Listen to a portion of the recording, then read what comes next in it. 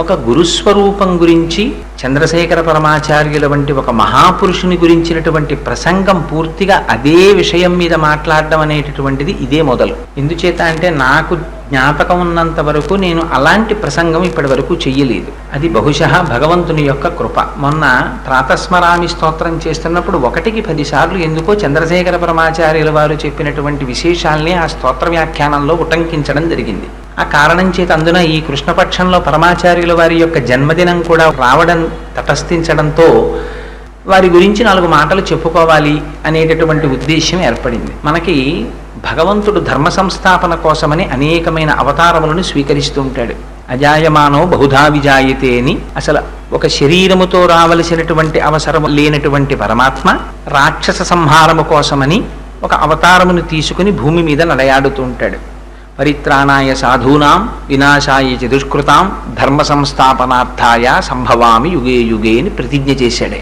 కానీ అటువంటి స్వరూపానికి గురుస్వరూపానికి చాలా తేడా ఉంటుంది. అది రాక్షస సంహారము చేయవచ్చు, కానీ ఒక గురువు యొక్క స్వరూపం అన్ని విధాలా భిన్నంగా ఉంటుంది. గురువు యథార్థమునకు మనలా కర్మ అనుభవించడం కోసమని చెప్పి శరీరముతో వచ్చినటువంటి వారు కారు. రమణ మహర్షి గురించి వ్యాఖ్యానం చేస్తూ కృష్ణభిక్షు చాలా అందమైన మాట ఒకటి రాస్తారు. జ్ఞానికి ప్రారబ్ధం ఉండదా అని ఒక ప్రశ్న వేసి దాని గురించి ఆయన వ్యాఖ్యానం చేశారు. మనం ఎలా ప్రారబ్ధాన్ని అనుభవిస్తామో అలా జ్ఞాని కూడా శరీరం ఉన్నంత కాలము ప్రారబ్ధాన్ని అనుభవిస్తాడు కదా. రమణ మహర్షికి సర్కోమా వ్యాధి రాలేదా? చంద్రశేఖర పరమాచార్యుల వారికి ఊపిరితిత్తులలో ఒక ఊపిరితిత్తి పాడైపోలేదా? అంతటి పరమాచార్యుల వారు వెళ్ళి మహామఖంలో స్నానం చెయ్యాలి అంటే కదలలేనటువంటి పరిస్థితి ఏర్పడలేదా? మరి అటువంటప్పుడు వారి శరీరమునకు కష్టం ఉంది, మన శరీరమునకు కష్టం ఉంది. మరి జ్ఞానికి మనకి ఉండేటటువంటి భేదం ప్రారబ్ధాన్ని అనుభవించడంలో ఎక్కడొస్తుంది అంటే, మనం ప్రారబ్ధాన్ని అనుభవించేటప్పుడు తాదాత్మ్యతని చెందుతాం. ఒక సుఖమును అనుభవిస్తే ఇది నా యొక్క గొప్పతనం చేతనే వచ్చింది అంటాం. ఒక దుఃఖం వస్తే అయ్యో ఈ దుఃఖము నాకు రాకూడదు, దుఃఖం వచ్చిందని దుఃఖమునకు తాదాత్మ్యత చెందుతాం. కానీ జ్ఞాని యొక్క స్థితి వేరుగా ఉంటుంది. సుఖము కానీ దుఃఖము కానీ తాను సాక్షి మాత్రంగా ఉంటారు. అయితే ఇలా ఉండడం అనేటటువంటిది అందరికీ అన్ని వేళలా ఆ జ్ఞాన స్థితిలో నిలబడడం అనేటటువంటిది చాలా కష్టం. ఎందుచేతనంటే ఏదో పుస్తకం చదివి అద్వైతం అంటే రెండవది లేనిది, ఉన్నది ఒక్కటే, ఒక్క ఆత్మస్వరూపమే, ఇంకేముంది కనుక అని చెప్పచ్చేమో. కానీ యథార్థమైనటువంటి జీవితంలో అద్వైతానుభూతిని తాను పొందుతూ అద్వైత స్థాయి నుంచి ఒక్క అంగుళం కూడా కిందకి జారకుండా లోపల నిలబడగలగడం అనేటటువంటిది మాత్రం అంత సాధ్యమైన విషయం కాదు. అలా రావాలి అంటే అది కొన్ని కోట్ల మందిలో ఎవరో ఒక్కరికి వస్తోంది. అటువంటి వారు మహాపురుషులు. నాని పాల్కీవాలా అంటారు, they are the members of dominant minority అని. అదిగో అటువంటి వారిలో కారణజన్ములు చంద్రశేఖర పరమాచార్యుల వారు. నేను ఈ మాట ఎందుచేత అంటున్నానంటే, కారణజన్ములు అని వారికి ఒక గురువు దగ్గర విద్యాభ్యాసం లేదు. మనం చంద్రశేఖర పరమాచార్యుల వారి యొక్క చిత్రాల్ని చూస్తే సాధారణంగా మనం ఇంట్లో చూసేటటువంటి చిత్రాలన్నీ కూడా వారు కాషాయాంబరములు కట్టుకుని చేతిలో సత్యదండాన్ని పట్టుకుని ఇంతంత విభూతి రేఖలు ధరించి పాలభాగమనందు ఒక పెద్ద కుంకుమ బొట్టుతో అపరశంకరావతారంగా ఉంటారు ఆయన. కానీ అలా కనపడేటటువంటి చంద్రశేఖర పరమాచార్యుల వారు దాదాపు 8 దశాబ్దముల పాటు కంచి పీఠాధిపత్యం వహించినటువంటి మహానుభావుడు. వారికి గురువు నిజంగా జీవితంలో లేని స్థితిలో సన్యసించవలసి వచ్చింది అని మనం తెలుసుకుంటే చాలా ఆశ్చర్యంగా ఉంటుంది. అందుకని పరమాచార్యుల వారు సన్యసించినటువంటి తీరు, సన్యసించినటువంటి స్థితిలో సన్యాస ధర్మమునందు వారు నిలదొక్కున్న తీరు, ఇది పరమాచార్యుల వారి జీవితం చదువుతుంటే చాలా ఆశ్చర్యంగా ఉంటుంది. అందుకని వారి గురించి 4 మాటలు చెప్పుకోవాలి అని అనిపించింది. గుకారశ్చంధకారస్తు రుకారస్థ నిరోధకృత్ అంధకార వినాశిత్వాత్ గురురిత్యభిధీయతే అంటుంది గురుగీత. ఎవరు అజ్ఞానమును తన యొక్క వాక్పటిమ చేత లేదా వారి యొక్క అనుగ్రహము చేత తొలగించి అనేక జన్మల నుంచి మనం పొందుతున్నటువంటి ఈ శరీర సంబంధాన్ని పోగొట్టగలిగినటువంటి వాజ్జరిని కలిగి ఉండి అజ్ఞానపు తిమిరములను పోగొట్టగలడో అటువంటి వారికి మాత్రమే గురువు అని పిలుస్తారు. అటువంటి వారిలో మహానుభావులు చంద్రశేఖరులు ఒకరు. చంద్రశేఖరుల యొక్క జన్మ చాలా విచిత్రమైనటువంటి స్థితి. ఎందుచేత అంటే వారి తాతగారి పేరు గణపతి శాస్త్రి గారు. ఆ గణపతి శాస్త్రి గారికి ముగ్గురు కుమారులు. ముగ్గురు కుమారులలో పెద్దవారి పేరు సుబ్రహ్మణ్య శాస్త్రి గారు. ఆ సుబ్రహ్మణ్య శాస్త్రి గారికి మళ్ళీ 5 కుమారులు. కంచిపీఠంలో ఉన్నటువంటి పరంపరలోనూ చంద్రశేఖర పరమాచార్యుల వారి ఇంటిలోనూ ఒకే రకమైన పోలిక ఒకటి కనపడుతుంది ఒక విషయంలో. ఇక్కడ కూడా వారి తాతగారి పేరు పెద్ద కుమారుడికి పెట్టుకున్నారు. ఇది సాధారణంగా ప్రత్యేకించి కృష్ణా గోదావరి నదీ పరివాహక ప్రాంతములలో సర్వసామాన్యమైనటువంటి విషయం. తాతగారి పేరు పెట్టుకుంటూ ఉంటారు. అందుకని తాతగారి పేరైనటువంటి గణపతి శాస్త్రి గారి పేరు సుబ్రహ్మణ్య శాస్త్రి గారు తన పెద్ద కుమారుడికి పెట్టుకున్నారు. ఆ సుబ్రహ్మణ్య శాస్త్రి గారు చదువుకున్నది మెట్రికులేషన్ ఫస్ట్ క్లాస్లో పాస్ అయ్యారు. స్కూల్స్ ఇన్స్పెక్టర్గా ఆ రోజుల్లో తమిళనాడులో విల్లిపురంలో పనిచేస్తూ ఉండేవారు. ఒక కుమారుడు కుమారుడు కాడు, ఒక కన్ను కన్ను కాదు అని స్వామిమలైలో ఉన్నటువంటి స్వామినాథుడికి మొక్కుకున్నారు. స్వామి నాకు వేరొక కుమారుణ్ణి కూడా కటాక్షించు అని. ఆ స్వామి అనుగ్రహంగా జన్మించినటువంటి 2వ కుమారుడనేటటువంటి దీక్ష చేత 2వ కుమారుడికి స్వామినాథుడు అని పేరుంచారు. 2 కుమారుల తర్వాత వేరొక 3 కుమారులు కలిగారు. వారే వరుసగా ఒకరు సాంబమూర్తి శాస్త్రి, వేరొకరు సదాశివ శాస్త్రి, వేరొకరు కృష్ణమూర్తి శాస్త్రి. అలా గణపతి శాస్త్రి, స్వామినాథ శాస్త్రి, సాంబశివ శాస్త్రి, సదాశివ శాస్త్రి, కృష్ణమూర్తి శాస్త్రి అనే 5 కుమారులు సుబ్రహ్మణ్య శాస్త్రి గారికి. 5 కుమారుల తర్వాత ఒక ఆడపిల్ల పుట్టింది. ఆవిడికి లలితాంబిక అని పేరు పెట్టుకున్నారు.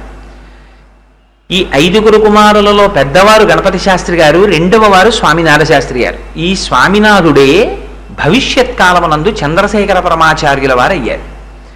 ఎంత చిత్రమైనటువంటి స్థితి అంటే, ఆ పిల్లవాడు పుట్టిన తరువాత మాటలు మాట్లాడుతుంటే మనం పంచవన్నెల చిలుక మాటలు అంటుంటాం. పంచవన్నెల చిలుక మాట్లాడితే ఎంత అందంగా ఉంటుందో అంత అందంగా మాట్లాడేవారట చిన్నప్పటి నుంచి. అలా మాట్లాడతాడు కనుక వాళ్ళది కర్ణాటక నుంచి వచ్చినటువంటి కుటుంబం కనుక కన్నడ భాషలో గిని అంటే పంచవన్నెల చిలుక అని పేరు. అందుకని గిని గిని అని పిలుచుకుంటూ ఉండేవారు ఆ పిల్లవాడిని. ఆ పిల్లవాడు ముద్దులు మూట కడుతూ చక్కటి మాటలు మాట్లాడుతూ తల్లిదండ్రులతో సంతోషంగా కాలం గడుపుతున్నాడు. అలా గడుపుతుండగా వాళ్ళ నాన్నగారికి తరచు బదిలీలు జరుగుతుండేవి, ప్రభుత్వోద్యోగంలో ఉన్నారు కనుక. అందుచేత విల్లిపురం, తిండివనం, చిదంబరం, ఫిరంగిపురం మొదలైన అనేక ప్రాంతాల్లో తిరుగుతూ ఉండేవారు. ఎవ్వరికీ జీవితంలో తటస్థించనటువంటి ఒక సంఘటన, అట్లాంటి సంఘటన జరిగినా దానిలోంచి అంతటి ప్రేరణ పొందడానికి కావలసినటువంటి అవకాశము లేనటువంటి స్థితిలో 3వ సంవత్సరంలో స్వామినాథుడి జీవితంలో ఒక మహోత్కృష్టమైన సంఘటన జరిగింది. ఒకరోజు రాత్రి తల్లిదండ్రులతో పిల్లవాడు నిద్రపోతున్నాడు. నిద్రపోతుంటే వీళ్ళు కాపరం ఉంటున్నటువంటి పక్క ఇంట్లో పెద్ద అలజడి వినపడింది. ఆ ఇంటిలో ఉంటున్నవారు ఇంటికి తాళములు వేసి ఊరు వెళ్ళారు. లోపల గిన్నెలన్నీ మూట కడుతున్నట్టుగా, గిన్నెలు మీద పడిపోతున్నట్టు, కింద పడిపోతున్నట్టు పెద్ద చప్పుడు. అయితే ఇంట్లోకి ఎవరో దొంగలు ప్రవేశించారు. ఏ విధమైన భయం లేకుండా ఇంట్లో ఉన్న సామానంతా మూట కట్టేస్తున్నారని ఒక్కరూ వెళ్ళి ఎదిరించడానికి వీలు లేదు. సందులో ఉన్న వాళ్ళందరూ బయలుదేరి ఎవరి చేతికి దొరికినటువంటి ఆయుధం వాళ్ళు పట్టుకుని రండి, వెళ్ళి ఆ తలుపులు పగలగొట్టి లోపల ఉన్నటువంటి దొంగల్ని పట్టుకుందామని వెళ్ళారు. ఎప్పటికో అప్పటికి దొంగలు పని పూర్తి చేసుకుని బయటికి రావాలి కదా, అందుకని ఆ ద్వారం దగ్గర ఎదురు చూస్తున్నారు ఊళ్ళో ఉన్న వాళ్ళందరూ. ఎంతకీ లోపల ఉన్న దొంగలు బయటికి రారు కదా, లోపల చప్పుడు ఎక్కువైపోతోంది. ఇంతసేపు చప్పుడు చేస్తారా దొంగలు ఎక్కడైనా? పైగా ఈ బయట ఇంత పెద్ద కోలాహలం వినపడుతుంటే, కాబట్టి ఇది దొంగతనం కాదు, లోపల దొంగలు లేరు, ఏదో ఒక విచిత్రమైన పరిస్థితి ఏర్పడింది అని నిర్ణయించుకొని మొత్తానికి ఆ వీధిలో ఉన్న వాళ్ళల్లో కొంతమంది సాహసవంతులైన వాళ్ళు తలుపులు పగలగొట్టి లోపల చూశారు. చూస్తే ఆ ఇంటిలో ఉన్నటువంటి వాళ్ళు ఊరు వెళ్ళిపోయే ముందు ఒక పాత్రలో బెల్లపు పాకాన్ని కాచుకుని ఆ పానకాన్ని వేరొక మధుర పదార్థంలోకి కలుపుకొని మిగిలిపోయిన పానకాన్ని కడక్కుండా పాత్రని విడిచిపెట్టి వెళ్ళిపోయారు. ఆ పాత్రకి మూతి ఇరుగ్గా ఉంది, లోపల విశాలంగా ఉంది. ఒక పిల్లి ఆ ఇంట్లో ప్రవేశించి ఆ పాకం కోసమని తలని బలవంతంగా లోపల పెట్టింది, పాకం నాకేసింది. పిల్లి కళ్ళు మూసుకుని పాలు తాగుతుంది అని ఒక సామెత కదా. నాకేసిన తరువాత అందులోంచి తలని బయటికి తీసుకోవాలనుకుంది, కానీ ఆ తల బయటికి రాలేదు. పాత్రలో తల ఉండిపోయినటువంటి పిల్లికి భీతాహం పుట్టి అటువైపు ఇటువైపు దూకడం మొదలెట్టింది. ఆ తలకున్నటువంటి గిన్నె చాలా దట్టమైనటువంటి లోహంతో చేయబడింది. అది వెళ్ళి అన్ని గిన్నెలకి తగులుతోంది, పిల్లి కింద పడుతోంది, లేస్తోంది, బిందెలు కింద పడిపోతున్నాయి, పెద్ద చప్పుడు వస్తోంది, దాని తల దూరిపోయినటువంటి పాత్ర ఊడి కింద పట్టలేదు. సరే, అప్పుడు ఈ లోపలికి వెళ్ళిన వాళ్ళందరూ ఆ పిల్లి పరిస్థితిని చూసి బెదిరిపోయిన పిల్లి కనుక పట్టుకోవడానికి వీలు లేకుండా ఉంది. మొత్తానికి దాన్ని పట్టుకున్నారు. పిల్లిని ఓ స్తంభానికి వేసి కట్టి నలుగురు కలిసి దాని తలకున్న పాత్ర లాగేశారు. ఆఖరిగా పిల్లి ముఖానికి ఉన్నటువంటి పాత్ర ఊడిపోయింది, పిల్లి వెళ్ళిపోయింది. చిత్రం ఏమిటో తెలుసా అండి?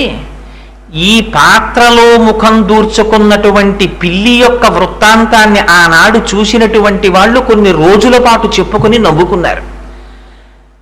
ఒక 3 సంవత్సరముల బాలుడు స్వామినాథుడు మాత్రం ఈ సంఘటన గురించి రాత్రి పడుకుని ఆలోచించాడు.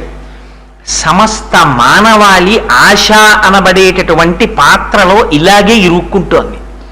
ఇరుక్కుని దారి తెన్ను కనపడక కొట్టుకుంటున్నారు. ఈనాడు పిల్లికి జరిగినది నా జీవితానికి పెద్ద తేడా ఏమిటి? శంకరులు అంటారు భజగోవిందంలో, నళినీదలగత జలమతి తరళం తత్తజ్జీవితమతిశయ చపలం విద్యుర్వ్యాభ్యభిమానగ్రస్తం లోకం శోకచ హంత సమస్తం అంటారు.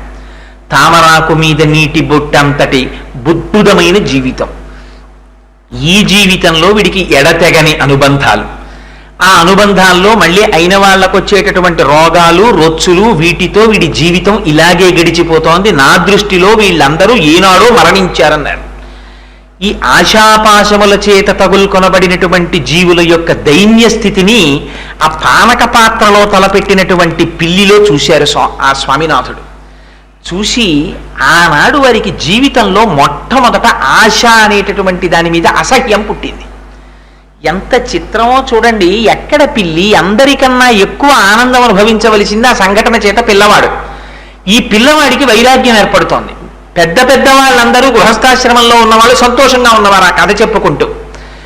ఇది జరిగిపోయిన తర్వాత ఈ కథ ఎన్ని సంవత్సరాలు గుర్తుపెట్టుకున్నారో తెలుసా అండి పరమాచార్యులు వారు? 70వ సంవత్సరం వారికి వచ్చిన తరువాత ఒకనాడు ఉపన్యాసం చెప్తూ ఈ కథని గుర్తు తెచ్చుకుని కొంతసేపు ధ్యానమగ్నులైపోయారు. అయిపోతే ఈ సంఘటన వారు ఉపన్యాసం చెప్పి 2 రోజులు అవలేదు, వారు విడిది చేసినటువంటి ఇంట్లో పిల్లి వచ్చి మళ్ళీ పాలపాత్రలో అలాగే ముఖం దూర్చేసింది. దూరిస్తే ఆశ్రమంలో ఉన్న వాళ్ళు అన్నారు, ఇదెక్కడి విచిత్రం స్వామి, మీరు మొన్నటి రోజున ఉపన్యాసంలో ఈ విషయం చెప్పారు, మళ్ళీ ఇప్పుడు ఇదిగో ఇటువంటి సంఘటన జరిగింది. మేము ఇంకెప్పుడూ కూడా పిల్లులు పాత్రలో ముఖం పెట్టకుండా మరచెంబులు తీసుకొచ్చి ఆ మరమూతలు బిగిస్తా ఉన్నారు. అందరు శిష్యులు ఈ మాట అన్నాక పరమాచార్యులు వారు అన్నారు, మరమూతలు పెట్టకండి, విశాలమైన పాత్రలలో పాలు పొయ్యండి, కావలసినవి తాగి పిల్లులు వెళ్ళిపోతాయన్నారు. ఆ మాటలో ఎంత తేడాయో చూడండి. పాలెలా దాచుకుందామని ఆశ్రమంలో ఉన్న వాళ్ళు చూసుకుంటున్నారు. వాళ్ళందరూ పరమాచార్యులు వారి చుట్టూ చేరిన వాళ్ళు. ఆశ్రమంలో చేరిపోయి ఉన్నంత మాత్రం చేత వైరాగ్య సిద్ధి కలిగిపోయినట్టు కాదు. రమణులు ఆశ్రమం స్థాపించినటువంటి కొత్తల్లో, మళ్ళీ రమణులు ఎప్పుడు ఆశ్రమం స్థాపించాలంటే ఒప్పుకునేవారు కాదు. ఆశ్రమం ఏర్పడినటువంటి కొత్తల్లో కొత్తగా వచ్చి చేరినటువంటి వారిని చూసి పాతవారికి కొంచెం అసూయగా ఉండేది. వీళ్ల ప్రాబల్యం పెరిగిపోతోందని రమణుల దగ్గరికి వెళ్ళి చాడీలు చెప్తూ ఉండేవారు. చెప్తుంటే ఒకనాడు రమణులు మధ్యాహ్న భోజనం అయిపోయిన తరువాత విడిదిలోకి వస్తున్నారు. వస్తుంటే అంతకుముందు ఆశ్రమంలో ఉన్నటువంటి కుక్క అక్కడ పడుకునుంది. కొత్తగా ఒక కుక్క గేటు దాటి లోపలికి వస్తోంది. కొత్తగా లోపలికి వస్తున్నటువంటి కుక్కని చూసినటువంటి పాత కుక్క గభాలను నిద్రలేచి విశేషమైన వేగంతో ఎదురెళ్ళి దాని మీద పడి పోరాటం చేస్తోంది. రమణులు ఒక్కసారి పాత శిష్యుల వంక కొత్త శిష్యుల వంక చూసి అన్నారు, కుక్కలు కదా, కొత్త వాటిని సహించవు, దెబ్బలాడుకుంటాయన్నారు. ఇంకా తరువాత ఆశ్రమంలో ఎప్పుడూ దెబ్బలాట జరగలేదు. మహాత్ముల యొక్క ఆలోచన, మహాత్ముల యొక్క మాటలు అంత విశాలంగా ఉంటాయి. అందుకే మనం ఎవ్వరం ఊహించలేము మహాపురుషుల యొక్క స్థితి. ఆశ్రమంలోనే ఉండేవాడు ఒక ఆయన, కంచిపీఠంలో వంటశాలలో ఉద్యోగం చేస్తుండేవాడు. ఒక రోజున ఎవరూ చూడకుండా పట్టుకుపోదామనేటటువంటి ఉద్దేశ్యంతో ఆశ్రమంలో ఉన్న మినప్పప్పు 4 షేర్లు మూట కట్టి తలకంటే తలగడాలా పెట్టుకు పడుకున్నాడు. అందరూ పడుకుంటే మూటట్టుకు బయటికి వెళ్ళిపోదామని. ఆశ్రమంలో ఉన్నటువంటి మేస్త్రి చూసి పరమాచార్యులు వారికి చెప్పాడు, స్వామి వీడు మినప్పప్పు పట్టుకుపోతున్నాడు. పరమాచార్యులు వారు అన్నారు, ఆ దోషం వాడిది కాదు మనది. వాడికి ఎన్నడో పీఠంలో వడలు సరిగ్గా పెట్టి ఉండరు. అందుకని రేపటి రోజున ఈ మినప్పప్పు నానపోసి రుబ్బి అందులో జీలకర్ర కొత్తిమీరి అవి బాగా వేసి ఎక్కువ గార్లు తయారు చేసి అందరి సమక్షంలో వీడు కడుపు నిండా తినేటట్టుగా ఆ వడలు పెట్టండి, మన దోషం పోవాలి ముందన్నారు. అందరిలో కూర్చోపెట్టి వాడికి వడలు తినిపించారు. అందుకని మనం ఒక దృష్టితో చూస్తాం, వారు ఒక దృష్టితో చూస్తారు. అందుకని 3వ సంవత్సరంలోనే ఒక పిల్లి పాత్రలో తలపెడితే ఆ పిల్లవాడి యొక్క మనస్సు మీద ఆ విధమైనటువంటి వాతావరణం ఏర్పడింది. అటువంటి ప్రతిస్పందన ఆయనలోంచి వచ్చింది. అది దాటిపోయింది. 5వ సంవత్సరం వచ్చినప్పుడు పరమాచార్యుల వారి జీవితంలో ఒక విచిత్రమైన సంఘటన జరిగింది. వాళ్ళ తండ్రి గారు చిదంబరంలో ఉత్సవాలు చూడడం కోసమని వెళ్ళారు. వెడితే పిల్లవాడు కనుక ఈయన కూడా నేను ఉత్సవాలు చూడడానికి వస్తానని తండ్రితో పాటు బయలుదేరారు. బయలుదేరితే నువ్వు రావద్దన్నారు, వీలు లేదు నేను వస్తానన్నారు, ఇంట్లో బంధువులు ఉన్నారని భార్యని విడిచిపెట్టి ఆ పిల్లవాడిని తీసుకుని సుబ్రహ్మణ్య శాస్త్రి గారు చిదంబరం వెళ్ళారు. తీరా రాత్రి బ్రహ్మాండమైన ఊరిరిగింపు జరుగుతుంది స్వామికి. ఈలోగా పిల్లవాడికి నిద్ర వచ్చి పడుకున్నాడు. లేపితే ఏడుస్తాడేమో, తల్లి కూడా పక్కన లేదు కదా అని ఆ పిల్లవాడిని అలాగే విడిచిపెట్టి తండ్రి గారు చిదంబరంలో ఉత్సవాలు చూడడానికి వెళ్ళారు. ఆ సంవత్సరం ఉత్సవాలలో ఎన్నడూ లేని రీతిలో చిదంబరంలో ఘోరమైన అగ్ని ప్రమాదం జరిగింది. ఆ అగ్ని ప్రమాదం తొక్కిసలాటలో కొన్ని 100 మంది చనిపోయారు. ఎలాగో అలా తప్పించుకుని సుబ్రహ్మణ్య శాస్త్రి గారు మాత్రం స్నేహితుడి ఇల్లు చేరుకున్నారు. మరునాడు పొద్దున్న పిల్లవాడు లేచి, నాన్నగారు రాత్రి నన్ను ఎందుకు తీసుకెళ్లలేదు తిరణాళ్ళకని ఏడుస్తున్నాడు. తీసుకెళ్ళకపోవడం మంచిదైందిరా, తీసుకెడితే నువ్వు నేను కలుసుకునే అవకాశం కూడా ఉండేది కాదు అని తండ్రి గారు చెబితే పిల్లవాడు నమ్మలేదు. ఎత్తుకుని రైలు ఎక్కి తిరిగి వచ్చేశారు. ఆశ్చర్యకరమైన సంఘటన, అదే రోజు రాత్రి మహాలక్ష్మమ్మ గారికి అంటే సుబ్రహ్మణ్య శాస్త్రి గారి భార్యకి రాత్రి కలలో చిదంబరంలో అగ్ని ప్రమాదం జరిగినట్టు కలొచ్చింది. తెల్లవారే వరకు ఆవిడ స్వామి నామం చెప్పుకుంటూ పడుకుని లేచి, నిజంగా పిల్లవాడికి ఏం ఉపద్రవం రాలేదు కదా అని బెంగ పెట్టుకుంటున్నారు. పెరుగు తెచ్చేటటువంటి అమ్మి ఎదురొచ్చి, నిన్న రాత్రి చిదంబరంలో బ్రహ్మాండమైన అగ్ని ప్రమాదం జరిగిందట, కొన్ని 100 మంది మరణించారని చెప్పింది. అయ్యో గినికి ఏ ప్రమాదం వచ్చిందో అని తల్లిగారు బెంగ పెట్టుకుంటున్నారు. సుబ్రహ్మణ్య శాస్త్రి గారు పిల్లవాడిని చంకలో పెట్టుకుని రైలు దిగి నడిచి ఇంటికి వస్తున్నారు. చూసి ఆ రోజున మహాలక్ష్మమ్మ గారు అన్నారు, ఇక నా జీవితంలో నిన్ను విడిచిపెట్టను, నీ తండ్రితో కూడా నిన్ను పంపించను, నిన్ను విడిచి నేను ఉండలేను అన్నారు. ఈ మాట అన్న మహాలక్ష్మమ్మ గారు తానే తీసుకుని వెళ్ళి అనుకోకుండా పిల్లవాడిని కంచిపీఠంలో సన్యాసాశ్రమానికి అప్పగించి రావలసి వచ్చింది. భగవంతుని యొక్క నిర్ణయాలు ఎంత విచిత్రంగా ఉంటాయో చూడండి. ఇంటికి వచ్చారు. వారు అరుగు మీద కూర్చుని చెవులకి బంగారపు ఆభరణాలు ఉండేవి. పరమాచార్యులు వారికి చిన్నతనంలో స్వామినాథుడనేటటువంటి పూర్వాశ్రమ నామంతో ఉండగా పున్నుస్వామి అని పేరు పెట్టుకున్నటువంటి ఒక అగంతకుడు వచ్చి, నీ చెవులకు ఉన్నటువంటి ఆభరణములకు మెరుగు పెట్టాలి, నాకు తీసి ఇమ్మన్నాడు. అంటే అయ్యో మా అమ్మగారు కూడా వీటికి మెరుగు పెట్టించాలనుకుంటున్నారు, వీటికి మరమ్మత్తులు కూడా చేసి మెరుగు కూడా పెట్టి పట్టరమ్మని ఆ చెవులకున్న ఆభరణములను తీసి ఆ పొన్నుస్వామికి ఇచ్చారు. తమిళంలో పొన్ను అంటే బంగారం. తీసి ఆయన చేతిలో పెట్టి ఎంతో సంతోషంగా ఇంట్లోకి వెళ్ళి అమ్మని పిలిచి, అమ్మ అమ్మ నా చెవిపోగులు ఎప్పటి నుంచో నువ్వు మరమ్మత్తు చేయించి మెరుగు పెట్టించాలనుకుంటున్నావు కదా, నా చెవిపోగులు తీసి పొన్నుస్వామికి ఇచ్చాను అన్నారు. ఎవర్రా పొన్నుస్వామి అంటే, అదేనమ్మా చెవికమ్మలు మెరుగు పెట్టేవాడు అన్నారు. చెవికమ్మలు మెరుగు పెట్టేటటువంటి వాడిగా వచ్చి పొన్నుస్వామి ఆనాడు బంగారం తీసుకెళ్ళిపోతే ఆ పాప పరిహారం కోసమని పరమాచార్యుల వారికి ఎన్ని కనకాభిషేకాలు చేయించిందో అమ్మ. చిన్నతనంలో తన చెవికమ్మలు తీసి అమాయకంగా ఇచ్చినటువంటి పరమాచార్యుల వారు తరువాతి కాలంలో జంబుకేశ్వరంలో అఖిలాండేశ్వరి అమ్మవారి చెవి తాటంకములను పునఃప్రతిష్టలు చేసేటప్పుడు మహానుభావుడు ఎంత గొప్ప గొప్ప దీక్షలు చేపట్టారు. అలా చెవి ఆభరణములను పోగొట్టుకున్నారు చిన్నతనంలో. ఎన్నడూ ఆయనకి సన్యసించాలనేటటువంటి కోరికే లేదు. అలా జీవితం నడుస్తున్నటువంటి రోజులలో వారు మిషనరీ స్కూల్లో చదువుకునేవారు. పైగా వారికి చిన్నతనంలో బైబిల్ కంఠస్థం. అలా చదువుకుంటున్నటువంటి రోజుల్లో అందరికన్నా బాగా చదివేవారు. ఒకనాడు ఇన్స్పెక్టర్ ఆఫ్ స్కూల్స్ ఆ పాఠశాలని తనిఖీ చేయడానికి వచ్చాడు. పరమాచార్యుల వారి అంటే పరమాచార్యుల వారు అనగా పూర్వాశ్రమ నామం స్వామినాథుడనే పేరుతో ఉండగా ఆ పిల్లవాడిని పిలిచి 1వ క్లాసు పాఠ్యపుస్తకాన్ని చదవమన్నారు. ఏదో 10వ క్లాస్ పిల్లాడు చదివినట్టు గడగడా చదివారు. అది చూసి ఆశ్చర్యపోయి ఆ ఇన్స్పెక్టర్ గారు 2వ క్లాస్ పుస్తకం తెప్పించారు. దాన్ని కూడా గడగడా చదువుతూ స్పష్టంగా అర్థం కూడా విడమరిచి చెప్పారు. ఆశ్చర్యపోయి 3వ క్లాస్ పుస్తకం తెప్పించారు. ఆ పుస్తకాన్ని కూడా గడగడా చదువుతూ విస్పష్టంగా అర్థాలన్నింటినీ చెప్పారు. ఆశ్చర్యపోయిన ఇన్స్పెక్టర్ గారు ఈ పిల్లాడు 1వ క్లాసులో ఎందుకని 3వ క్లాసులో వేసేశారు. తండ్రి గారికి ఎటువంటి విచిత్ర సంకల్పం కలిగిందంటే, ఇన్ని ఊళ్ళు తిరగడంలో పిల్లవాడికి సరిగ్గా చదువు రావట్లేదని ఇంగ్లీష్ చదువు మాన్పించి సంగీతంలో ప్రవేశపెట్టారు పిల్లవాడిని. కొన్నాళ్ళు సంగీతం నేర్చుకున్నాడు. ఇలా జరుగుతూ ఉండగా 8వ సంవత్సరంలో ఆ గినికి ఉపనయనం చేశారు. ఆ ఉపనయనం చేస్తున్నటువంటి సందర్భంలోనే కంచి పీఠానికి 66వ పీఠాధిపతి పేరు, 64వ పీఠాధిపతి పేరు కూడా చంద్రశేఖర పరమాచార్యుల వారి.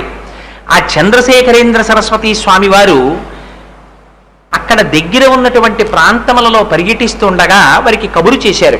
ఇలా మా అబ్బాయికి ఉపనయనం జరుగుతోంది అన్న కబురు పంపిస్తే ఆయన మంత్రాక్షతలని పంపించారు. ఆ మంత్రాక్షతలు పిల్లవాడికి ఆశీపూర్వకంగా శిరస్సును ఉంచారు. 8వ సంవత్సరంలో ఉపనయనము జరపబడినటువంటి పిల్లవాడు ప్రతిరోజు సంధ్యావందనం చేసేవారు. చిన్నతనంలో స్వామినాథుడు కోటు వేసుకునేవారు. కోటు వేసుకుని ఏటిగట్టుకు వెళ్ళి ఆడుకుని ఇంకా అసుర సంధ్య వేళ అయిపోతోంది అనగానే ఆ కోటు చొక్కా వేసుకున్నటువంటి నిక్కరు విప్పి అవతల పారేసి గభాలన ఏట్లో దూకేవారు. దూకి స్నానం చేసి పిల్లలందరూ కూర్చుని సంధ్యావందనం చేసేవారు. చేసి ఇంకా బాగా చీకటి పడే వరకు ఆడుకుని మళ్ళీ కోటు వేసుకుని ఇంటికి వచ్చేవారు. ఒకనాడు వాళ్ళ అన్నగారికి కోపం వచ్చి, ఎరా మన వంశంలో ఇంతకు ముందు వాళ్ళందరూ వేదం చదువుకున్నారు, మనం వేదం చదువుకోవడం లేదు, కనీసం సంధ్యావందనం కూడా చేయడం మానేశావా అన్నారు. అంటే నన్ను తప్పు పట్టకు, నేను సాయంకాలం అయ్యేటప్పటికి వేళ మీరిపోకుండా ఏటిలో స్నానం చేసి సంధ్యావందనం చేస్తున్నాను, నువ్వు నన్ను నిష్కారణంగా నిందిస్తున్నావు అన్నారు. సంస్కృతిలో ఎంత తేడాయో చూడండి. ఇవాళ చిన్న చిన్న పిల్లల్ని కూడా కూర్చోబెట్టుకుని పెద్దవాళ్ళు నాన్న సారీ నాన్న, ఏమనుకోకు నాన్న, సారీ నాన్న అని బతిమాలుతుంటారు. చిన్న పిల్లవాడి దగ్గరికి వెళ్ళి పెద్దవాళ్ళు సారీ చెప్పడం అన్నది మన సంస్కృతిలో లేదు. అలా చెప్పకూడదు. పిల్లవాడు సంధ్యావందనం చేసినా కూడా అధిక్షేపించానని అన్నగారు గణపతి శాస్త్రి గారు పూజామందిరంలోకి వెళ్ళి లెంపలేసుకుని నమస్కారం చేశారు. పిల్లవాడిని నిష్కారణంగా మందలిస్తే పెద్దలు పూజామందిరంలో క్షమార్పణ చెప్పేవారు పూర్వం. అంత గొప్ప సంప్రదాయం కలిగినటువంటి కుటుంబం ఆ కుటుంబం. అమ్మగారి మడి అసలు నిప్పులు కూడా కలిగేవారు ఆవిడ, అంత మడి. అటువంటి కుటుంబంలో పుట్టినటువంటి వారు ఒకనాడు, నేను చెప్పానే వీరికి కూడా సన్యాసాశ్రమం తర్వాత చంద్రశేఖరేంద్ర సరస్వతి అన్న పేరే ఉంచబడింది. కానీ ఇప్పుడు నేను చెప్తున్న చంద్రశేఖరేంద్ర సరస్వతి గిని కారు, 66వ పీఠాధిపతి అయినటువంటి చంద్రశేఖరేంద్ర సరస్వతి. ఆ చంద్రశేఖరేంద్ర సరస్వతి స్వామి వారు ఒకనాడు దగ్గర గ్రామంలో విడిది చేసి ఉన్నారు. వారు భూత భవిష్యత్ వర్తమాన కాలములు తెలిసినటువంటి యోగి పుంగవులు. వారి దర్శనం కోసమని తండ్రి గారైనటువంటి సుబ్రహ్మణ్య శాస్త్రి గారు ఈ గినిని తీసుకుని వెళ్ళారు. వెడితే చంద్రమౌళీశ్వరారాధన జరుగుతోంది. ఆ రోజులలో పీఠాధిపతులు చంద్రమౌళీశ్వరారాధన చేస్తుంటే ఎంత తాదాత్మ్యతతో చేసేవారంటే, పైగా కంచిలో ఉన్నటువంటి శివలింగం యోగలింగం. దాన్ని శంకర భగవత్పాదాచార్యుల వారు కైలాసం నుంచి తీసుకొచ్చినటువంటి 5 లింగములలో ఒక లింగం ఇప్పటికీ కంచి పీఠంలో పూజింపబడుతుంది. ఆ లింగాన్ని పూజించేటటువంటి పీఠాధిపతి అయినటువంటి సన్యాసి వివాహము లేకుండా బాల్యము నుంచే సన్యసించిన వాడై ఉండాలి. కంచి పీఠానికి అదో నియమం ఉంది. అందుకని 9 కాలముల యందు కూడా పూజ చేస్తుండేవారు, 6 కాలముల యందు పూజ చేస్తుండేవారు. ఆ యోగలింగానికి అర్చన చేసేటప్పుడుట ఆనాడు పీఠాధిపతుల చేతులలోకి ఒకవేళ 3 ఆకులు లేనటువంటి మారేడు దళములు 2 ఆకులున్నవి 1 ఆకు ఉన్నవి చేతిలోకి వచ్చినా వారు చెయ్యి చాపి ఆ బిల్వదళాలు ఇలా పట్టుకుని తిప్పి చంద్రమౌళీశ్వర లింగం మీద వేస్తుంటే 3 ఆకులున్నవి లింగం మీద పడేవిట, 3 ఆకులు లేనివి వెనక్కి జారిపోయేవిట. అసలు ఆ చంద్రమౌళీశ్వరారాధన చూడడానికి కొన్ని వేల మంది వెళ్ళి చూసేవారు. వారు ఆరాధన చేసిన తర్వాత అమ్మవారి వంక చూసి కన్నుల వెంట నీరు కారుస్తూ తాదాత్మ్యత చెందుతూ అలా ఉండిపోయేవారు. అసలు ఆ చంద్రమౌళీశ్వరారాధన జరుగుతుండగా పీఠాధిపతులలో వచ్చేటటువంటి వర్చస్సులో ఉన్న మార్పు చూడడానికి తండోపతండాలుగా వెళ్ళి చూసేవారు. అంత గొప్పగా ఉండేది ఆ పీఠాధిపతులు వాళ్ళ నియమాలంటే ఆ రోజుల్లో. అందుకని అదిగో అలాంటి శక్తి కలిగినటువంటి చంద్రశేఖరేంద్ర సరస్వతి స్వామివారు దగ్గరగా ఉన్నటువంటి ఒక గ్రామంలో చంద్రమౌళీశ్వరారాధన చేస్తుంటే దాన్ని చూడడం కోసమని సుబ్రహ్మణ్య శాస్త్రి గారు తన కుమారుడైన గినితో కలిసి బయలుదేరి వెళ్ళారు. వెడితే చిత్రం ఏమిటంటే కొన్ని వేల మంది కూర్చుని ఉన్నారు. ఇన్ని వేల మంది కూర్చుని ఉండగా చంద్రశేఖరేంద్ర సరస్వతి స్వామి వారి చూపు ఈ పిల్లవాడి మీద పడింది. ఈ పిల్లవాడు స్వామివారిని చూశాడు. ఇది ఆయన మాటల్లోనే చెప్పాలంటే సన్యసించేసి పరమాచార్యుల వారు అయిపోయిన తరువాత ఈ మాటలు చెప్పే ముందు కొంతసేపు ధ్యానమగ్నులైపోయారు. మొట్టమొదటిసారి చంద్రశేఖరేంద్ర సరస్వతి స్వామి వారిని చూసినటువంటి గినిలో ఏదో మహత్తరమైనటువంటి ఆందోళన కలిగింది.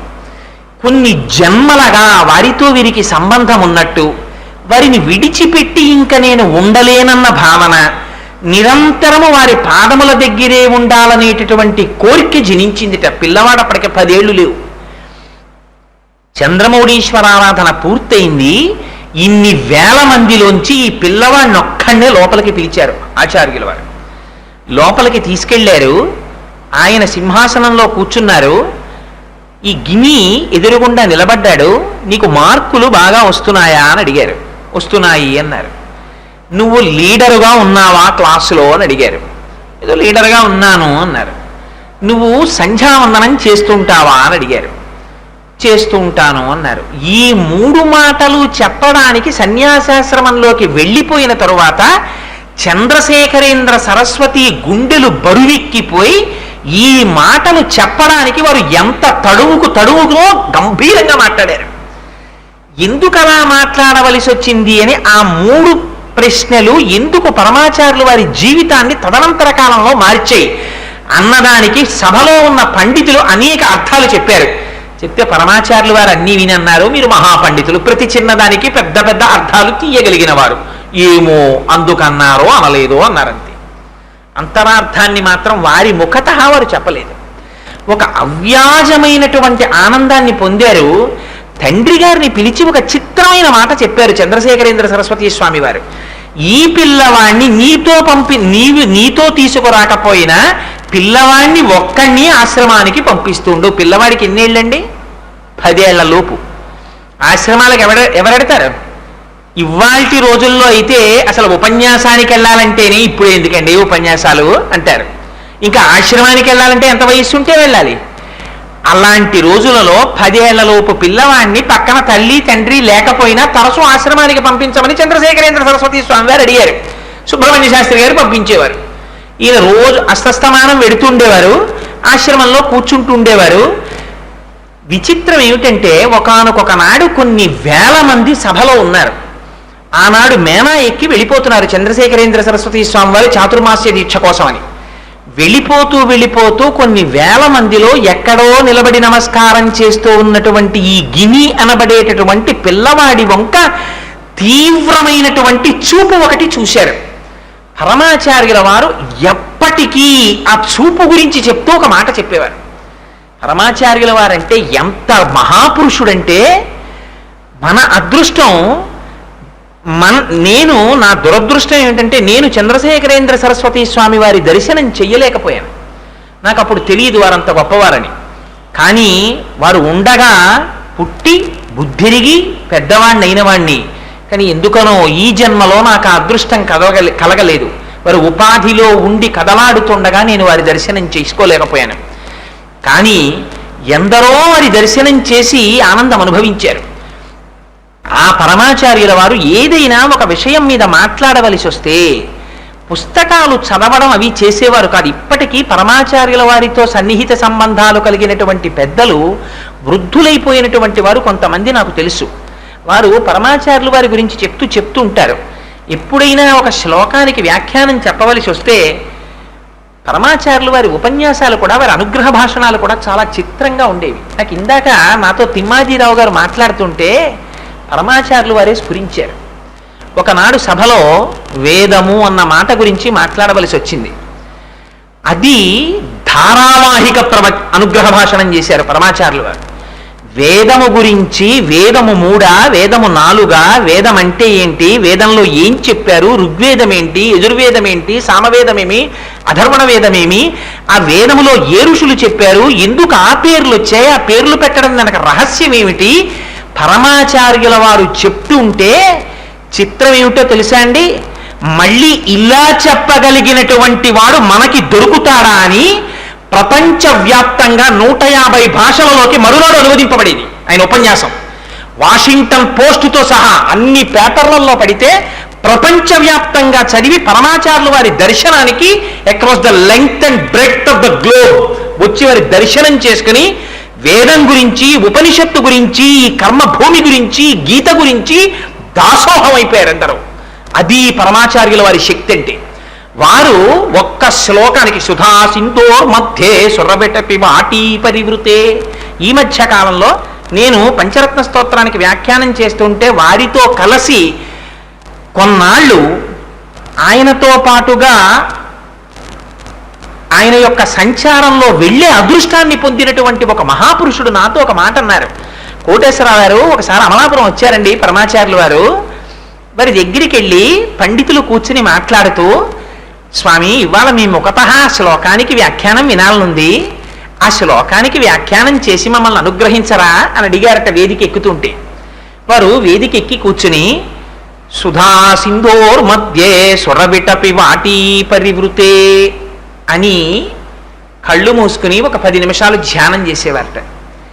చేసి మాట్లాడితే ఆని ముత్యాల మాటలు, ఎక్కడ స్పష్టతకి లోటు ఉండదు. ఎంత చిత్రమో తెలుసా అండి, భవన్స్ వాళ్ళు ఈ జాతికి చేసిన ఉపకారం. చంద్రశేఖర పరమాచార్యుల వారు చేసినటువంటి అనుగ్రహ భాషణాలను అన్నింటినీ వాడు ఇన్స్టింట్గా ఇంగ్లీష్లోకి తర్జుమా చేస్తే తర్వాత అవి ప్రపంచ భాషలన్నింటిలోకి అనువదింపబడ్డాయి వారు చేసిన అనుగ్రహ భాషణాలు. సరస్వతీదేవి వారి నాలుక మీద నడయాడేది. ఒకనాడు సభలో పరమాచార్యులు వారు ఒప్పుకున్నారు. కంచి కామాక్షి అమ్మవారితో ఎదురెదురు కూర్చుని మాట్లాడేవారు పరమాచార్యులు వారు. అది వారి స్థితి. అటువంటి మహాపురుషుడు కనుక ఆ పరమాచార్యుల వారు ఎంత చిత్రమైన స్థితి అంటే, అన్ని వేల మందిలో నించున్నటువంటి పిల్లవాడి వంక చంద్రశేఖరేంద్ర సరస్వతి ఒక గొప్ప చూపు చూశారు. ఆ చూపుకి అర్థాన్ని నేను ఎన్నటికీ చెప్పలేను, అది చెప్పడానికి నాకు మాటలు చాలవని చెప్పుకున్నారు పరమాచార్యులు వారు. ఇన్ని శ్లోకాలకు వ్యాఖ్యానాలు చెప్పిన వారు ఎక్కడెక్కడో ఎక్కడా లేనటువంటి అర్థాలతో కూడినటువంటి వ్యాఖ్యానాన్ని తయారు చేసుకున్నామన్నటువంటి మహాపురుషులు పరమాచార్యుల వారి దగ్గరికి వెడితే వారు పుస్తకం పట్టుకుని దగ్గరికి వస్తే ఎందుకు వచ్చారో కూడా చూడకముందే పరమాచార్యుల వారు అనేవారు, మీరు ఈ శ్లోకానికి ఇలా వ్యాఖ్యానం చెప్దామని తయారు చేసుకుని వచ్చినట్టున్నారు, కానీ మీరు ఫలానా పుస్తకం ఒకటి తాళపత్ర గ్రంథం ఉంది, అందులో 87వ పుటలో ఉన్నటువంటి 3వ పారాగ్రాఫ్ ఒకసారి చదువుకు రండి అనేవారు. తంజావూరు సరస్వతి లైబ్రరీకి వెళ్ళి ఆ భాండాగారంలోంచి తాళపత్ర గ్రంథం తీసి ఆ పేజీలో 3వ శ్లోకాన్ని చదివితే ఆ 3వ శ్లోకానికి ఉన్నటువంటి వ్యాఖ్యానాన్ని అప్పటికి కొన్ని వందల సంవత్సరాల క్రితం వీరికి వచ్చినటువంటి భావాన్ని పూర్వం కొంతమంది మహానుభావులు వ్యాఖ్యానంగా చేసేసి ఉన్నారు. ఎక్కడ తెలిసేదో, వచ్చిన వారు ఎందుకు వచ్చారో ఎలా తెలిసేదో తెలియదు. అటువంటి స్థితిని పొందిన మహాపురుషుడు ఆనాడు చంద్రశేఖరేంద్ర సరస్వతి నన్ను చూసినటువంటి చూపులకు అర్థాన్ని నేను చెప్పలేను, నాకు భాష చాలదన్నారు. అంటే మహాపురుషుల యొక్క దృక్కులు ఎలా ఉంటాయో చూడండి. అందుకని అమ్మవారికి మీనాక్షి అని పేరు. చూపులతో పోషించేస్తుంది తల్లి. అదిగో ఆ కామాక్షి అమ్మవారిని అర్చించి అర్చించి ఆ స్థితిని పొందారు కంచిపీఠంలో ఎందరో ఆచార్యులు. అందుచేత అదిగో ఆ పిల్లవాడిని అలా చూశారు. ఆనాటి నుంచి మరి ఏం మార్పు వచ్చేసిందో తెలియదు. ఇంట్లో చెప్పకుండా కూడా తెల్లవారుజామున 4 గంటలకు లేచి తెలుసున్న స్నేహితుడిని లేపుకుని వెళ్ళిపోతుండేవారు ఆ పీఠానికి. వెళ్ళిపోతే ఇంతమందిలో ఆ పిల్లాడు పరిగెత్తుకుంటూ పొద్దున్న ఇంటి రాగానే 2-3 గంటలు ప్రయాణం చేసి చూసినటువంటి ఆచార్యులు పొంగిపోయి పిల్లాన్ని దగ్గర కూర్చోపెట్టుకుని అతనితో మాట్లాడుతుండేవారు.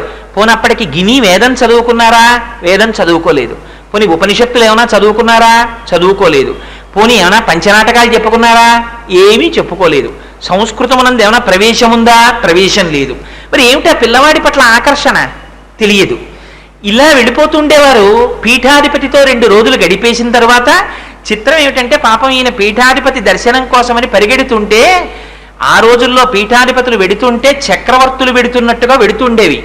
ఏనుగులు, ఒంటెలు, గుర్రాలు, రథాలు, పెద్ద పరివారం, ఇంతమంది వెళ్ళేవారు. పాపం నడవలేక ఒకనాడు గిని వెళ్ళి నన్ను గుర్రబండి ఎక్కించుకోమని అడిగారు. కార్వార్ని పీఠానికి వెళ్ళేటటువంటి పరివారానికి అధిపతి ఉంటారు. అడిగితే ఆయన అన్నారు, శ్రీపీఠపు పరివారమునకు తప్ప గుర్రపు బండ్లు వేరొకరికి ఉపయోగించడానికి వీల్లేదు, నిన్ను ఎక్కించుకోమన్నారు. 11 ఏళ్ల పిల్లాడు కాలినడకన పరిగెత్తుకుంటూ అక్కడికి వెడితే ఆ విడిది చేసినటువంటి స్వామివారు చూసి పొంగిపోయి కార్వారిని పిలిచి గుర్రపు బండి ఎక్కించి 2 రోజుల తర్వాత ఇంటికి పంపించారు ఆ పిల్లాడిని.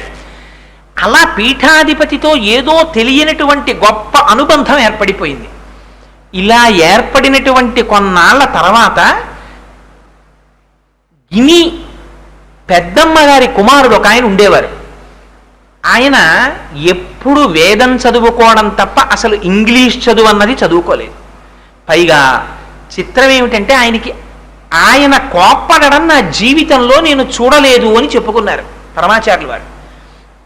అటువంటి వారు చంద్రశేఖరేంద్ర సరస్వతి స్వామి వారితో ఉండి చంద్రమౌళీశ్వరారాధనలోనూ నైవేద్యాల్లోనూ పాలు పంచుకుంటూ ఉండేవారు. చాలా అంతరంగికమైనటువంటి సేవకుడిగా ఉండేవారు ఆచార్యుల వారికి. అలాంటి వారు వేదం చదువుకోవడం కోసమని వీరు కుంభకోణంలో ఉండగా వీరింట్లోనే ఉండి చదువుకుంటున్నారు. అంటే గిని యొక్క పెద్దమ్మ గారి కుమారుడు ఆయన అలా ఉండి వేదం చదువుకుంటున్నటువంటి రోజులలో ఒకనాడు ఒక ఆశ్చర్యకరమైన సంఘటన జరిగింది. చంద్రశేఖరేంద్ర సరస్వతి స్వామి వారికి 1000 గ్రామాల స్వామివారని పేరు. ఉన్న ఊళ్ళో ఉండేవారు కాదు, అన్ని గ్రామాలు పర్యటిస్తూ ఉండేవారు. ఆ పర్యటనలు చేస్తున్నటువంటి సమయంలో ఒకనాడు వారికి మసూచి వచ్చింది. ఆ మసూచి వస్తే ఆ రోజుల్లో ప్రభుత్వపు యొక్క నిబంధనలు కూడా అలాగే ఉండేవి. ఎవ్వరూ దగ్గరికి వెళ్ళడానికి కూడా వీల్లేదు. ఆఖరికి చంద్రశేఖరేంద్ర సరస్వతి స్వామి వారి యొక్క ఆంతరంగిక పరివారం కూడా దగ్గరికి వెళ్ళి ముట్టుకునేవారు కాదు.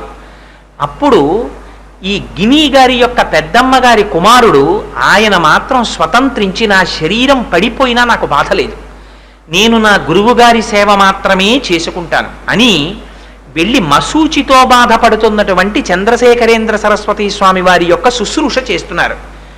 చేస్తుంటే స్వామివారికి అప్పటికి 40 సంవత్సరాలు చంద్రశేఖరేంద్ర సరస్వతి స్వామికి. ఆయన శరీరం ఇంకా పడిపోతుంది అని నిర్ణయానికి వచ్చేశారు. గినికి కబురు చెయ్యమన్నారు. అతనికి సన్యాసం ఇస్తాను, నా తర్వాత పీఠాధిపత్యం అతనికి ఇస్తానన్నారు. అంటే ఆశ్రమంలో ఉన్నటువంటి పండితులు ఉన్నతాధికారులు ఆశ్చర్యపోయారు. ఆ పిల్లవాడికి గట్టిగా 13 సంవత్సరాల వయస్సు, సంస్కృతం చదువుకోలేదు, వేదం చదువుకోలేదు, గురుముఖత విద్య లేదు, సంధ్యావందనం తప్ప వేరొకటి తెలియదు, గట్టిగా చంద్రమౌళీశ్వరారాధన చెయ్యడం కూడా చేత కాదు, మేరువుని అర్చించడం అంతకన్నా చేత కాదు. పైగా చదువుకున్న చదువు చూస్తే ఇంగ్లీష్ చదువు, అది కూడా మిషనరీ స్కూల్లో చదువుకున్నవాడు. తండ్రి గారు చూస్తే ఇంగ్లీష్ ఉద్యోగం చేసుకుంటున్నాడు. ఇంగ్లీష్ ఉద్యోగం అంటే ఆ రోజుల్లో బ్రిటిష్ వాళ్ళ దగ్గర ఉద్యోగం చేసుకుంటూ అనేక ఊళ్ళు తిరిగినవాడు. వేదమునందు కానీ ఇటువంటి పీఠముల యందు కానీ మక్కువ ఉన్నట్టుగా కనపడినవాడు కాడు. పెద్దమ్మ గారు అబ్బాయి నిరంతరం మీకు శుశ్రూష చేస్తున్నాడు, ఆయనకి సన్యాసం ఇచ్చి పీఠాధిపత్యం ఇమ్మన్నారు. తలలో నాల్క. మహానుభావుడు వేదం అద్భుతంగా చదువుకున్నాడు. అందరికీ ఎంత సమయం పడుతుందో అందులో 4వ వంతులో వేదం నేర్చుకున్నాడు ఆయనకి పీఠాధిపత్యం ఇమ్మన్నారు. అంటే ఆనాడు చంద్రశేఖరేంద్ర సరస్వతి స్వామి వారు చెప్పారు, ఎంత చిత్రంగా ఉంటుందో చూడండి మహాపురుషుల యొక్క నిర్ణయం. మసూచి వ్యాధితో బాధపడుతూ సన్నిపాత జ్వరంతో ఉంటూ తెలివి తప్పిపోతున్న స్థితిలో నా తదుపరి పీఠాధిపతి గిని అవుతాడు, కానీ కబురంది గిని ఇక్కడికి వచ్చేంత వరకు నా శరీరము నిలబడదు. నా శరీరము పడిపోయిన తరువాత పీఠమునకు పీఠాధిపతి లేకుండా అయిపోతుంది. ఇప్పటి వరకు కంచి పీఠానికి నాతో కలిసి 66 మంది పీఠాధిపతులు వచ్చారు పరంపరాగతంగా. ఒక రోజు కూడా పీఠం ఖాళీగా లేదు. పీఠాధిపతి లేకుండా కంచి పీఠము ఉండకూడదు. శంకర భగవత్పాదాచార్యులు స్థాపించిన పీఠం ఈ పీఠం. అందుకని అత్యవసరంగా వారి పెద్దమ్మ గారి కుమారుడైనటువంటి ఈయనకి మహేంద్ర సరస్వతి అనేటటువంటి పేరుతో ఈయనకి సన్యాసం ఇచ్చి పీఠాధిపత్యం ఇస్తున్నాను, కానీ గినికి కూడా పీఠాధిపత్యం ఇచ్చి సన్యాసం ఇవ్వడానికి కావలసినటువంటి వస్త్రాల్ని, కమండలాన్ని, దండాన్ని సిద్ధం చేయండి అని చెప్పి, నేను అప్పటికి ఉండొచ్చు ఉండకపోవచ్చు, కానీ గినికి పీఠాధిపత్యము జరిగేటటువంటి సమయంలో ఇదిగో ఈ వస్త్రములు ధరింపచెయ్యండి, నేనే దగ్గరుండి పీఠాధిపత్యము సన్యాసము ఇచ్చినట్టు లెక్క అని వస్త్రములను కూడా సిద్ధం చేసేసి వారి శరీరం విడిచిపెట్టేశారు. విడిచిపెట్టేసిన తరువాత గినిగారి పెద్దమ్మ గారి కొడుకు అన్నగారికి పీఠాధిపత్యం ఇచ్చారు. ఆయన ఎంతకాలం పీఠాధిపత్యం చేశారో తెలుసా అండి? అంతటి మహానుభావుడు కేవలం 8 రోజులు. పట్టాభిషేకం కూడా జరగలేదు. పీఠాధిపతికి పట్టాభిషేకం చేస్తారు. చక్రవర్తికి ఎలా పట్టాభిషేకం జరుగుతుందో అలా చేస్తారు. ఆ పట్టాభిషేకం జరగక ముందే 8 రోజులలో ఈయనకి కూడా మసూచి వచ్చేసింది. ఇటువంటి స్థితిలో తొందరపడి రమ్మని గిని యొక్క కుటుంబానికి కబురు చేశారు. పిల్లవాడు, తల్లిదండ్రులు అందరూ బయలుదేరి గబగబా కంచి వచ్చారు. వారు లోపల వచ్చిన ఉద్దేశం ఏమిటంటే, అయ్యో అంటే గిని వాళ్ళ అన్నగారికి కూడా మసూచి వచ్చింది కదా, సాక్షాత్తుగా సుబ్రహ్మణ్య శాస్త్రి గారి యొక్క వదిన గారి కుమారుడు. అందుకని అప్పటికి ఆ సుబ్రహ్మణ్య శాస్త్రి గారి యొక్క వదిన గారి భర్త అనగా తోడెల్లుడు శరీరం విడిచిపెట్టేశారు, పరమపదించారు. వదిన గారికి ఇంత కష్టం వచ్చింది, ఆవిడ కూడా పీఠంలో ఉండేవారు. ఆవిడ్ని పలకరిద్దామని ఆయన ఇన్స్పెక్టర్ ఆఫ్ స్కూల్స్గా ఉన్నారు కాబట్టి ఖాళీ లేక ఎక్కడో అర్జెంటుగా క్యాంపు వెళ్ళవలసి వస్తే సుబ్రహ్మణ్య శాస్త్రి గారు వెళ్ళిపోయారు. తల్లిగారు మహాలక్ష్మమ్మ గారు పిల్లల్ని తీసుకుని ఈ స్వామినాథుణ్ణి కూడా తీసుకుని రైలు దిగారు. కంచిలో శంకరమఠంలోకి వెళ్ళి విడిది చేసి స్నానం చేస్తున్నారు. స్నానం చేస్తుంటే కంచిపీఠం నుంచి గుర్రబండి వచ్చింది. ఈ గినిని బండి ఎక్కమన్నారు. ఒక్క శ్రీపీఠపు పరివారానికి మాత్రం తప్ప అన్యుల్ని ఆ వాహనాల్లో ఎక్కనివ్వరు. ఆ బండి ఎక్కించుకున్నారు. పీఠానికి తొందరగా తీసుకురమ్మన్నారు అని ఎక్కించారు. ఎక్కించి తీసుకువెడుతున్నారు. తీసుకెడుతుంటే 13 ఏళ్ల పిల్లవాడప్పటికైనా స్వామినాథుడు ఆయన అనుకున్నాడు, మా అన్నయ్యకి మసూచి వచ్చింది కదా, నన్ను రమ్మన్నారులా ఉంది. అయినా మసూచి వచ్చిన అన్నయ్య దగ్గరికి నేను ఎలా వెడతాను? అన్నయ్య చంద్రమౌళీశ్వరారాధన చేస్తూ ఉండగా, నైవేద్యం పెడుతూ ఉండగా, పీఠాధిపత్యం చేస్తూ ఉండగా నేను చూడాలనుకున్నాను. ఇప్పుడు నేను వెళ్ళి ఏ సేవ చేయగలను పీఠానికి? నన్ను ఎందుకు పిలిపించారు అనుకుంటున్నారు 13 ఏళ్ల పిల్లాడు. ఆయనకి ఏం తెలుసు? గుర్రబండిలో కూర్చుని ఆలోచించుకుంటున్నాడు. గుర్రబండి వెళ్ళిపోతుంది, సంతోషంగా వెళ్ళిపోతున్నాడు పిల్లాడు. వెళ్ళిపోతుంటే ఆ గుర్రబండిలో కూర్చున్న పిల్లవాడు ఇప్పుడు ఎంతసేపు అయిన తర్వాత, ఎన్నాళ్ళ తర్వాత మళ్ళీ మేము వెనక్కి వెళ్ళిపోతాం అన్నాడు అలవోకగా. అంటే ఆ గుర్రబండి తోలుతున్నాయని అన్నాడు, ఇంకా నువ్వు వెళ్ళడం అన్నది లేదు, ఇంకా నువ్వు కంచిపీఠానికి ఆచార్యుడిగా ఉండిపోవడానికి వస్తున్నావు. ఇంకా నువ్వు మీ అమ్మగారి కుమారుడిగా, మీ అన్నదమ్ములలో ఒక అన్నదమ్ముడిగా ఉండడం ఇదే చిట్ట చివర. ఇంకా నువ్వు సన్యాసివి కాబోతున్నావు అన్నాడు. ఈ మాట వినగానే మొట్టమొదట గినికి జ్ఞాపకం వచ్చింది ఏమిటో తెలుసా అండి? ఆయన చెప్పుకున్నారు పరమాచార్యులు వారు 70 ఏళ్ల వయస్సులో, 86 ఏళ్ల వయస్సులో ఒకసారి ఉపన్యాసం చేస్తూ చెప్పుకున్నారు ఆయన సన్యాసం గురించి. ఈ మాట వినగానే ఆయనకి గుర్తొచ్చింది, ఆ రోజుల్లో పూజా మందిరాల్లో కంచిపీఠంలో ఉన్నటువంటి ఆచార్యుల ఫోటోలు ఉండేవి. నా ఫోటో కూడా తీసుకెళ్ళి అలా పూజలో పెట్టి నాకు నమస్కారాలు చేస్తారులా ఉంది. నాకేం తెలుసునని సన్యాసం? ఇప్పుడు నేను ఇంకా ఆడుకోవడానికి ఉండదు, 3 పూటలా నాకు అన్నం తినడం అలవాటు, నాకు ఇప్పుడు అన్నం ఎవరు పెడతారు? పీఠాధిపత్యం అంటే సన్యాసం కాషాయం కట్టుకుని చేతిలో దండం పట్టుకుని చంద్రమౌళీశ్వరారాధన చేసుకోవడం ఏమిటి? నాకెక్కడి నుంచి వచ్చింది ఈ ప్రారంధం? నాకెందుకు ఈ సన్యాసం అని గుర్రబండిలో బోర్లా పడుకుని హోరుమని ఏడ్చేస్తాయి. ఏడ్చి లేచి కూర్చుంటున్నారు. గుర్రబండి వెళ్ళిపోతోంది, దగ్గరికి వచ్చేస్తోంది కంచిపీఠం. ఎక్కడ శంకరాచార్యుల వారి చేత స్థాపింపబడిన పీఠం, ఎక్కడ నేను? నాకు పీఠాధిపత్యం ఏమిటి? పీఠాధిపతులు వస్తుంటేనే చూసేవాణ్ణి. ముఖ్యమంత్రులు పెద్ద పెద్ద వాళ్ళు కూడా లేచి నమస్కారం చేస్తూ ఉంటారు. కొమ్ములు తిరిగిపోయిన మహాపండితులు కూడా వెళ్ళి నమస్కారాలు చేస్తుంటారు, సాష్టాంగం చేస్తారు. నాకు చూస్తే సంస్కృతంలో మాట్లాడడమే రాదు, వాళ్ళందరూ వచ్చి నాకు నమస్కారం చేస్తే నేనేం చెప్పను అనుకుని బెంగ పెట్టుకుని ఇక్కడి వరకు చెప్పి పరమాచార్యుల వారు కాసేపు ఆగిపోయేవారు. ఉపన్యాసం చెప్తూ ఈ మాటల వరకు చెప్పి ఆకాశం వంక చూస్తూ కొంతసేపు ఉండిపోయేవారట. నిజంగా ఈ మధ్య కాలంలో పుట్టి పెరిగినటువంటి ఒక మహాపురుషుడి జీవితం చూడండి ఎంత ఆశ్చర్యమో. ఏం చెయ్యాలో వారికి అర్థం కాలేదుట. రామనామం చేసుకుంటూ కూర్చున్నారట. ఏది ఎలా జరిగితే అలా జరుగుతుందని. శ్రీరామ శ్రీరామ శ్రీరామ శ్రీరామ శ్రీరామ శ్రీరామ అనుకుంటూ కూర్చున్నారు. కంచిపీఠం వచ్చేసింది.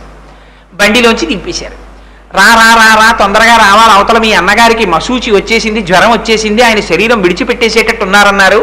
గబగబా లోపలికి తీసుకెళ్లారు. ఎక్కడ ఏం జరుగుతోందో ఆయనకి ఏం తెలియదు. ఏం జరుగుతోందో ఒక్క పిల్లవాడు బెంగ పెట్టుకుని అలా ఓ మూల నిలబడ్డాడు. నిలబడితే వాళ్ళ నాన్నగారితో అర్జెంటుగా తంతితో మాట్లాడారు. ఆ రోజుల్లో టెలిగ్రాములు కదా, టెలిగ్రామ్ ఇచ్చి ఇలాది చంద్రశేఖరేంద్ర సరస్వతి స్వామి వారి కోరిక, మీ అబ్బాయికి పీఠాధిపత్యం ఇస్తున్నామని. తండ్రి గారు అక్కడి నుంచే తంతిలో సమాధానం ఇచ్చారు. అదే పరమేశ్వర నిర్ణయం అయితే నేను చెయ్యగలిగింది లేదు, అలాగే చెయ్యమని.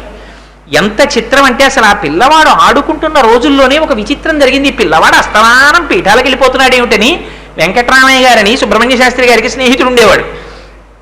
ఆయన ఇంటికి వెళ్ళి, ఒరే నువ్వు జాతకాలు బాగా చూస్తావు కదా, ఓసారి మా అబ్బాయి జాతకం చూడరా అని ఆయన ఇంటికి తీసుకొచ్చారు. తీసుకొచ్చి జాతకం చూపిస్తే ఆయన జాతకం అంతా చూసి, ఒరే ఏమి జాతకం రా, ఈ పిల్లవాడి పాదాల ముందు ప్రపంచం అంతా మోకరిల్లుతుందిరా రాబో కాలంలో, ఆ పిల్లాండి కాళ్ళు బాగా కడుక్కుని ఒకసారి రమ్మను అన్నారు. మామయ్య మామయ్య అనేవాడు వెంకటరామయ్య గారిని గిని. కాళ్ళు కడుక్కుని వచ్చి ఓ ఎత్తు బల్ల మీద కూర్చోరా అన్నారు. కూర్చున్నారు. కూర్చున్న తర్వాత ఆ కాళ్ళు పైకెత్తి చూశారు. చూసి ఆ రెండు కాళ్ళు తన తల మీద పెట్టుకుంటే పాపం సుబ్రహ్మణ్య శాస్త్రి గారు పరిగెత్తుకొచ్చి, అదేం అపచారం రా, పిల్లాడి పాదాలు నీ తల మీద పెట్టుకుంటావేమిరా అన్నారు. అంటే కన్నులంబట నీరు కారుస్తూ, రే ఒక పాత్ర పట్టుకురారా, ఒక చెంబుతో నీళ్లు కూడా పట్టరమ్మని ఆ పాత్ర పిల్లవాడి పాదాల కింద పెట్టి కాళ్ళు కడిగి ఆ నీళ్లు తన శిరస్సును ప్రోక్షణ చేసుకుని పాదములకు శిరస్సు పాటించి నమస్కరిస్తుంటే సుబ్రహ్మణ్య శాస్త్రి గారు చూసి, ఇదేం విచిత్రం రా, నేను జాతకం చూడమంటే నువ్వు నమస్కారాలు మొదలెట్టామన్నారు. రాబో కాలంలో చక్రవర్తులు కూడా ఈ పాదముల ముందు మోకరిల్లుతారా నాడు, నమస్కరించడానికి నేను ఉంటానా, అందుకు ఇప్పుడే నమస్కారం చేస్తున్నాను రా, అరికాళ్ళల్లో శంఖచక్రాలు ఉన్నాయి అన్నారు. అంటే పాపం సుబ్రహ్మణ్య శాస్త్రి గారు అనుకున్నారు, ఆ రోజుల్లో సుబ్రహ్మణ్య శాస్త్రి గారి గొప్ప కోరిక ఏమిటో తెలుసా అండి, పిల్లాడు డిఈఓ అవ్వాలని. ఆయన ఇన్స్పెక్టర్ ఆఫ్ స్కూల్స్ కదా. ఓహో మా అబ్బాయి తప్పకుండా ఏ డిఈఓ అవుతాడులా ఉంది, అందరూ నమస్కారాలు చేస్తారులా ఉంది అనుకున్నారు. ఇవాళ ఈ పిల్లవాడి పరిస్థితి, తంతి ఇచ్చారు తండ్రి గారికి, సన్యాసం ఇస్తున్నాం పీఠాధిపత్యం ఇస్తున్నామని. అలాగే జరపమని ఆయన తిరుగుతంతి ఇచ్చారు. అమ్మగారికి అసలు తెలియదు పాపం. ఆవిడ అక్కడ శంకరాచార్యుల వారి మఠంలో ఉన్నారు. మఠం నుంచి బయలుదేరి గుర్రబండిలో వస్తున్నారు ఆవిడ. ఇక్కడ ఈ పిల్లవాడిని కూర్చోపెట్టారు, శిరోగుండనం చేయించేశారు, కాషాయాంబరాలు కట్టేశారు. చంద్రశేఖరేంద్ర సరస్వతి స్వామి వారు ఇచ్చిన కాషాయం కట్టేసి చేతికి సత్యదండం ఇచ్చారు. ఇస్తే 13 సంవత్సరాల పిల్లవాడు ఇలా సత్యదండం చేత్తో పట్టుకుని కాషాయం కట్టుకున్నారు. పీఠాధిపతి పరమపదించారు. తనకి ముందున్నటువంటి 67వ పీఠాధిపతి. 8 రోజులు మాత్రమే ఉన్నారని చెప్పానే గినిగారి అన్నగారు, ఆయన శరీరం విడిచిపెట్టేశారు. తెల్లవారి లేచిన దగ్గర నుంచి ఒక్కనాడు గురువు గారి దగ్గర కూర్చుని అసలు పీఠం ఎలా నడిపించాలో కూడా ఆయన నేర్చుకోలేదు. గురుముఖత విద్య లేదు. అటువంటి వారు పాపం 2 గురువులకి సమాధికి చెయ్యడానికి కావలసినటువంటి క్రతువంతా చేసేవారు. 6 కాలముల యందు యోగలింగమునకు పూజ జరగాలి. 3 పూటల అన్నం తినడం అలవాటు పడిపోయిన పిల్లాడు తెల్లారకట్ట లేచి అనుష్ఠానం చేసుకుని ఈ కార్యక్రమాలన్నీ చేస్తుంటే ఖాళీ లేకుండా చీకటి పడిపోయేది. అన్నం తినడానికి చీకటి పడిపోతే ఇంకా సన్యాసి అన్నం తినకూడదు. అన్నం తినడానికి కూడా ఉండేది కాదు. కంచిపీఠంలో ఒక నియమం ఉంది. వాళ్ళు పరాదేవత కామాక్షి అమ్మవారికి నమస్కారం చేస్తారు. అందుకని కంచిపీఠంలో సన్యసించిన వారు ఎక్కువగా తల్లికి ఎదురు పడరు. ఎందుకంటే తల్లి ఎదురు పడితే ఎంత సన్యాసైనా నమస్కారం చెయ్యాలి. అందుకని కంచిపీఠంలో నియమం ఏమిటంటే, ఒకవేళ పీఠాధిపతికి పూర్వాశ్రమంలో తండ్రి అయినా సరే సామాన్య భక్తులతో పాటే క్యూలో వచ్చి దర్శనం చేసుకుని వెళ్ళిపోవాలి. అమ్మగారికి మాత్రం ఒక ప్రత్యేకమైనటువంటి సౌకర్యం ఉంది. అమ్మ పీఠాధిపతికి ఎదురుగా రావచ్చు, కానీ పీఠాధిపతే ముందు నమస్కారం చేస్తారు. అందుకని తరచూ పీఠాధిపతులు అమ్మ యొక్క దర్శనం చేయరు. తరువాతి కాలంలో చంద్రశేఖరేంద్ర సరస్వతి స్వామి వారు పర్యటనలకు వెడితే, మా అబ్బాయి ఇప్పుడు అంతంత ప్రసంగాలు చేస్తున్నట్ట విందామని వాళ్ళ అమ్మగారు వచ్చి చాటునా మాటునా వింటున్నారని తెలిస్తే అర్ధంతరంగా అక్కడి నుంచి మారిపోయి వేరే ఊరు వెళ్ళిపోయేవారు పరమాచార్యులు వారు. ఎందుకని అంటే అమ్మ ముఖంలోకి చూస్తే పూర్వాశ్రమపు వాసనలు లోపలికి మళ్ళీ వస్తాయేమో అని. 13 ఏళ్ల పిల్లవాడు సన్యాసం తీసుకుంటే పరమాచార్యులు వారు చెప్పుకున్నారు, నేను తీసుకున్న సన్యాసం వైరాగ్యంతో తీసుకున్నది కాదు. నాకు ఎందుకంటే వైరాగ్యం అంటే ఏమిటో తెలియదు అసలు ఆ వయస్సులో. పోనీ శంకరాచార్యుల వారిలా ఏ నీళ్లల్లోనో కాలికి మొసలు పట్టుకుని సన్యాసం తీసుకున్నానా అంటే అసలే తీసుకోలేదు. అలాగా నాకు అసలు సన్యాసం అంటే ఏమిటో తెలియనటువంటి రోజులలో సన్యాసం నన్ను వరించి వచ్చి పట్టుకుంది. నేను సన్యాసం తీసుకున్నాను. ఆ రోజులలో ఆయన బెంగ ఒక్కటేట, అమ్మ బాబోయ్ ఆదిశంకరాచార్యుల వారు అధిష్ఠించినటువంటి పీఠం మహామహులైనటువంటి వారు అధిష్ఠించినటువంటి పీఠం. ఈ పీఠంలో నేను పీఠాధిపతిగా కూర్చోవడం వల్ల వారి పేరుకి కళంకం రాకూడదు, నేనంత జాగ్రత్తగా ప్రవర్తించాలనుకున్నారట. దీనికి శంకరాచార్యుల వారి కృపే నాకు అండగా నిలబడుగాక అనుకున్నారు. 13 సంవత్సరముల పిల్లవాడు, మీరు ఆలోచించండి ఎలా ఉంటుందో పరిస్థితి. ఆ రోజుల్లో పీఠాధిపతి బయటకు వస్తే జమీందారులు, సంస్థానాధీశులు, ప్రభుత్వాధీశులు ఎంతటి వారు కూడా వచ్చి సాష్టాంగ పడిపోయేవారు. అటువంటి పీఠాధిపత్యం, కనకపు సింహాసనం మీద కూర్చోవాలి, ఏనుగులు, గుర్రాలు, లొట్టిపిట్టలు, పెద్ద పరివారం. ఇదంతా కూడా ఈ రోజుల్లో రిపబ్లిక్ డే నాడు పెరేడ్ జరిగే ముందు రాష్ట్రపతిని తీసుకెళ్లి కవాతులో శాల్యూట్ చేయిస్తారే, అలా కంచిలో ఇప్పటికీ కూడా సంప్రదాయం ఏమిటంటే ఇవన్నీ నిలబడతాయి. నిలబడితే కార్వార్ అని ఉంటారు, ఆయన వచ్చి సంస్కృతంలో పిలుస్తారు. పిలిస్తే ఆచార్యులు వెడతారు. సత్యదండం పట్టుకుని వెడితే ఒక్కసారి ఆ ఏనుగుల దగ్గర నుంచి ఆ కవాత్ అంతా చూస్తారు, పరివారాన్నంతటిని. ఆనాడు గుర్రపు బండి ఎక్కుతానంటే నన్ను ఎక్కనిచ్చేవు కావు, ఇవాళ ఇవన్నీ మీ పరివారం అని నాకు చూపిస్తున్నావు అన్నారు స్వామి. అంటే ఆ కార్వార్ అన్నాడు, క్షంతవ్యూహం స్వామి, నన్ను క్షమించండి, నాకు తెలియదా నాడు మీరు పీఠాధిపతులు అవుతారని అన్నాడు. అలా పీఠాధిపతులైనటువంటి చంద్రశేఖరేంద్ర సరస్వతి స్వామివారికిట పండితులు చెప్తుండేవారట, ఆశ్రమంలో ఉండేవారు, నువ్వు సత్యదండం ఎప్పుడూ కూడా విడిచిపెట్టి వెళ్ళకూడదు, ఎప్పుడూ చేత పట్టుకుని ఉండాలని. 13 సంవత్సరాల పిల్లవాడు ఏదైనా చేత్తో పట్టుకుని నిలకడగా ఉంటాడా? ఈయనకి ఎప్పుడు సత్యదండం విడిచిపెట్టేసి ఎక్కడికో వెడుతుండేవారు. అలా సత్యదండం విడిచిపెట్టకూడదు, ఎప్పుడూ చేత్తో పట్టుకోవాలనేవారు. ఎంత నియమం చేసేసుకున్నారంటే దాన్ని, ఈ చెప్పినటువంటి పండితుడు రోజుకి 2-3 గంటల కన్నా పీఠాధిపతి పడుకోవడానికి వీల్లేదంటే కార్యక్రమాలు అలా ఉండేవి పీఠాధిపతులకి. పాపం 13 ఏళ్ల పిల్లవాడు రోజుకి 8 గంటలు పడుకునేవాడు, 2-3 గంటలు పడుకునేవారు ఆయన. పడుకుంటే ఒకనాడు పండితులు లోపలికి వచ్చి బాగా వెలుగుతున్న దీపాన్ని తగ్గిద్దామని లోపలికి వచ్చారట. వస్తే కండువాతో ఆ సత్యదండాన్ని నడువుకి గట్టిగా కట్టుకు పడుకుని ఉన్నారట. మర్నాడు లేచాక అడిగారట, అదేమిటి సత్యదండాన్ని నడుము కట్టుకు పడుకున్నారేమిటి మీరని. అంటే మీరు చెప్పారు కదా, ఎప్పుడు యజ్ఞోపవీతాన్ని ఎలా విడిచిపెట్టకుండా బ్రహ్మచారి ఉంటాడో అలా సత్యదండాన్ని విడిచిపెట్టకుండా ఉండాలన్నారు కదా, అలవాటు అయ్యేంత వరకు అలా కట్టేసుకుంటున్నాను నడువుకన్నారు. ఎంత కష్టపడ్డారో చూడండి మహానుభావుడు. ప్రయత్నపూర్వకంగా పీఠాధిపత్యంలో తన నియమపాలన చెయ్యడం కోసం పరమాచార్యుల వారు అంత శ్రమించారు. ధర్మానికి సంబంధించి, దేశంలో మతానికి సంబంధించి వచ్చేటటువంటి సమస్యల గురించి ప్రతిరోజు పీఠాధిపతి పేపర్లలో చదవాలి, వార్తాపత్రికలు. తను గట్టిగా 16-17 సంవత్సరాల వయస్సులో ఉండగా ఇవన్నీ చదవవలసిన అవసరం వచ్చింది పరమాచార్యుల వారికి. మేనేజర్ని పిలిచి ఎంత నియమం చెప్పారంటే, మీరు రోజు పేపర్ తీసుకుని లోపల ఏముందో కనపడకుండా దళసరి తెల్లటి అట్టలు పేపర్లో ఉన్నటువంటి అడ్వర్టైజ్మెంట్లు అన్నింటి మీద అంటించేయండి.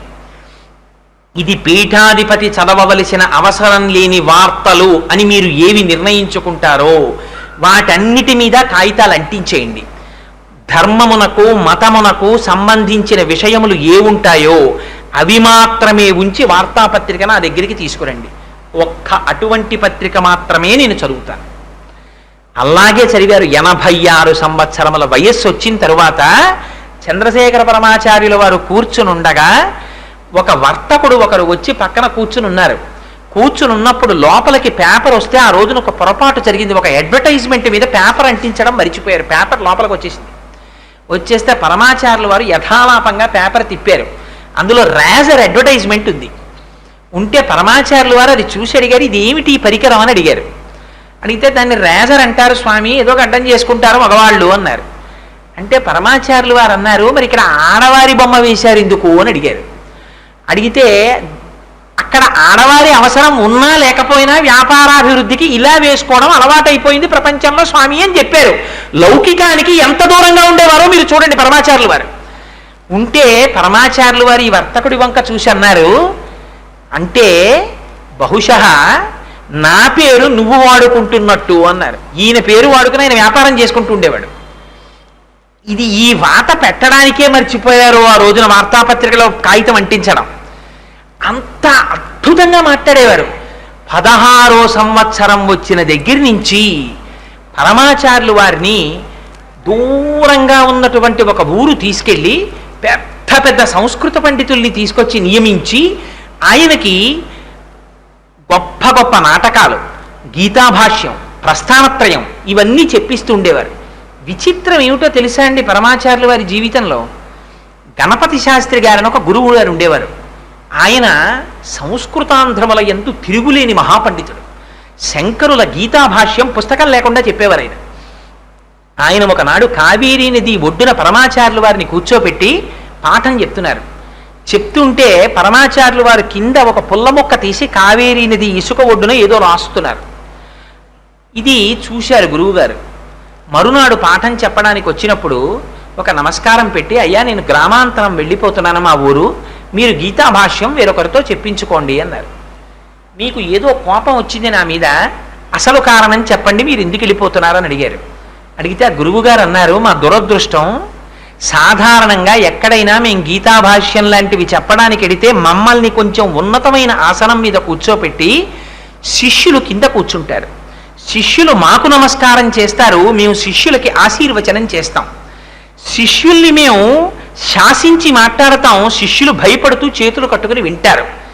ఇక్కడ దురదృష్టం, మీరు పరమ ఆచార్యులుగా ఉన్నారు, పీఠాధిపతులుగా, మేము పౌరాణికులుగా ఉన్నాం. మేము మీకొచ్చి సాష్టాంగ నమస్కారం చేసి ప్రవర చెప్పుకుని కింద కూర్చుంటాం, మీరు సింహాసనంలో కూర్చుంటారు. మీరు మా వంక శాసకత్వంతో చూస్తారు, మేము మీ అనుగ్రహం కోసం చూస్తాం. మేము మీకు పాఠం చెప్తాం, మీరు చాలా టీవీగా దాన్ని వింటూ ఉంటారు. ఇలా పాఠం మేము చెప్పలేము, అందుకని మేము బయలుదేరుతామన్నారు. అంటే చంద్రశేఖరేంద్ర సరస్వతి స్వామి వారు అన్నారు, మీ బాధ నాకు అర్థమైంది. ఇన్నాళ్లుగా పాఠం చెప్పడానికి అడ్డురాని ఈ బాధలు ఇవాళ ఎందుకు గుర్తొచ్చాయంటే, నిన్న మీరు కావేరీ నది ఒడ్డున నన్ను కూర్చోపెట్టి పాఠం చెప్పేటప్పుడు మీరు చెప్తున్నటువంటి పాఠాన్ని శ్రద్ధగా వినకుండా పుల్ల ముక్క తీసుకుని కావేరీ నది ఒడ్డున ఉన్నటువంటి ఇసుక తిన్ను మీద నేను ఏదో రాస్తూ ఉండడం మీ ఆగ్రహానికి కారణమైంది. కానీ నిన్నను మీరు చెప్పిన పాఠం నేను శ్రద్ధతో వినలేదని మీరు అనుకుంటున్నారు, మీరు వినండి నేను చెప్తున్నానన్నారు అని గీతలో ఆయన ఎక్కడ ఏ శ్లోకం చెప్పారో ఆ శ్లోకం చెప్పేటప్పుడు శంకరాచార్యుల వారు వ్యాఖ్యానం ఏం చేశారని చెప్పారో, వారు సొంతంగా ఎంత చెప్పారో అన్నిటినీ వారు చెప్పిన మాటలలో ఒక మాట కూడా మార్చకుండా గంట సేపటి ప్రసంగాన్ని మళ్ళీ చెప్పేశారు. చెప్పి మీరు చెప్పినంత వరకే కాదు, గీతా భాష్యంలో ఆ శ్లోకానికి అద్వైత పరంగా ఈ వ్యాఖ్య కూడా చెయ్యొచ్చు చూడండి అని సంస్కృతంలో తాను మిగిలిన విషయం చెప్పారు. చెబితే ఆశ్చర్యపోయి గణపతి శాస్త్రి గారు సాష్టాంగం చేశారు. చేసి మీకు కొన్ని అధ్యాయాల గీతాభాష్యం చెప్పాలనుకున్నాను, నాకు ఇప్పుడు అర్థమైంది మీరెవరో తెలుసా? మీరు సాక్షాత్తుగా పరమశివుడే మళ్ళీ కదిలి ఈ జన్మలో చంద్రశేఖరేంద్ర సరస్వతి స్వామి వారిగా వచ్చారు. అందుకని మీరు పుట్టడం జయనామ సంవత్సరంలో పుట్టారు. పీఠాధిపతులుగా జైత్రయాత్ర చేసి తిరిగి మళ్ళీ అద్వైత సిద్ధాంతాన్ని ఆవిష్కరించడం కోసమని మీరు జన్మించారు. మీరు జన్మించినది కృష్ణపక్షంలో జన్మించారు.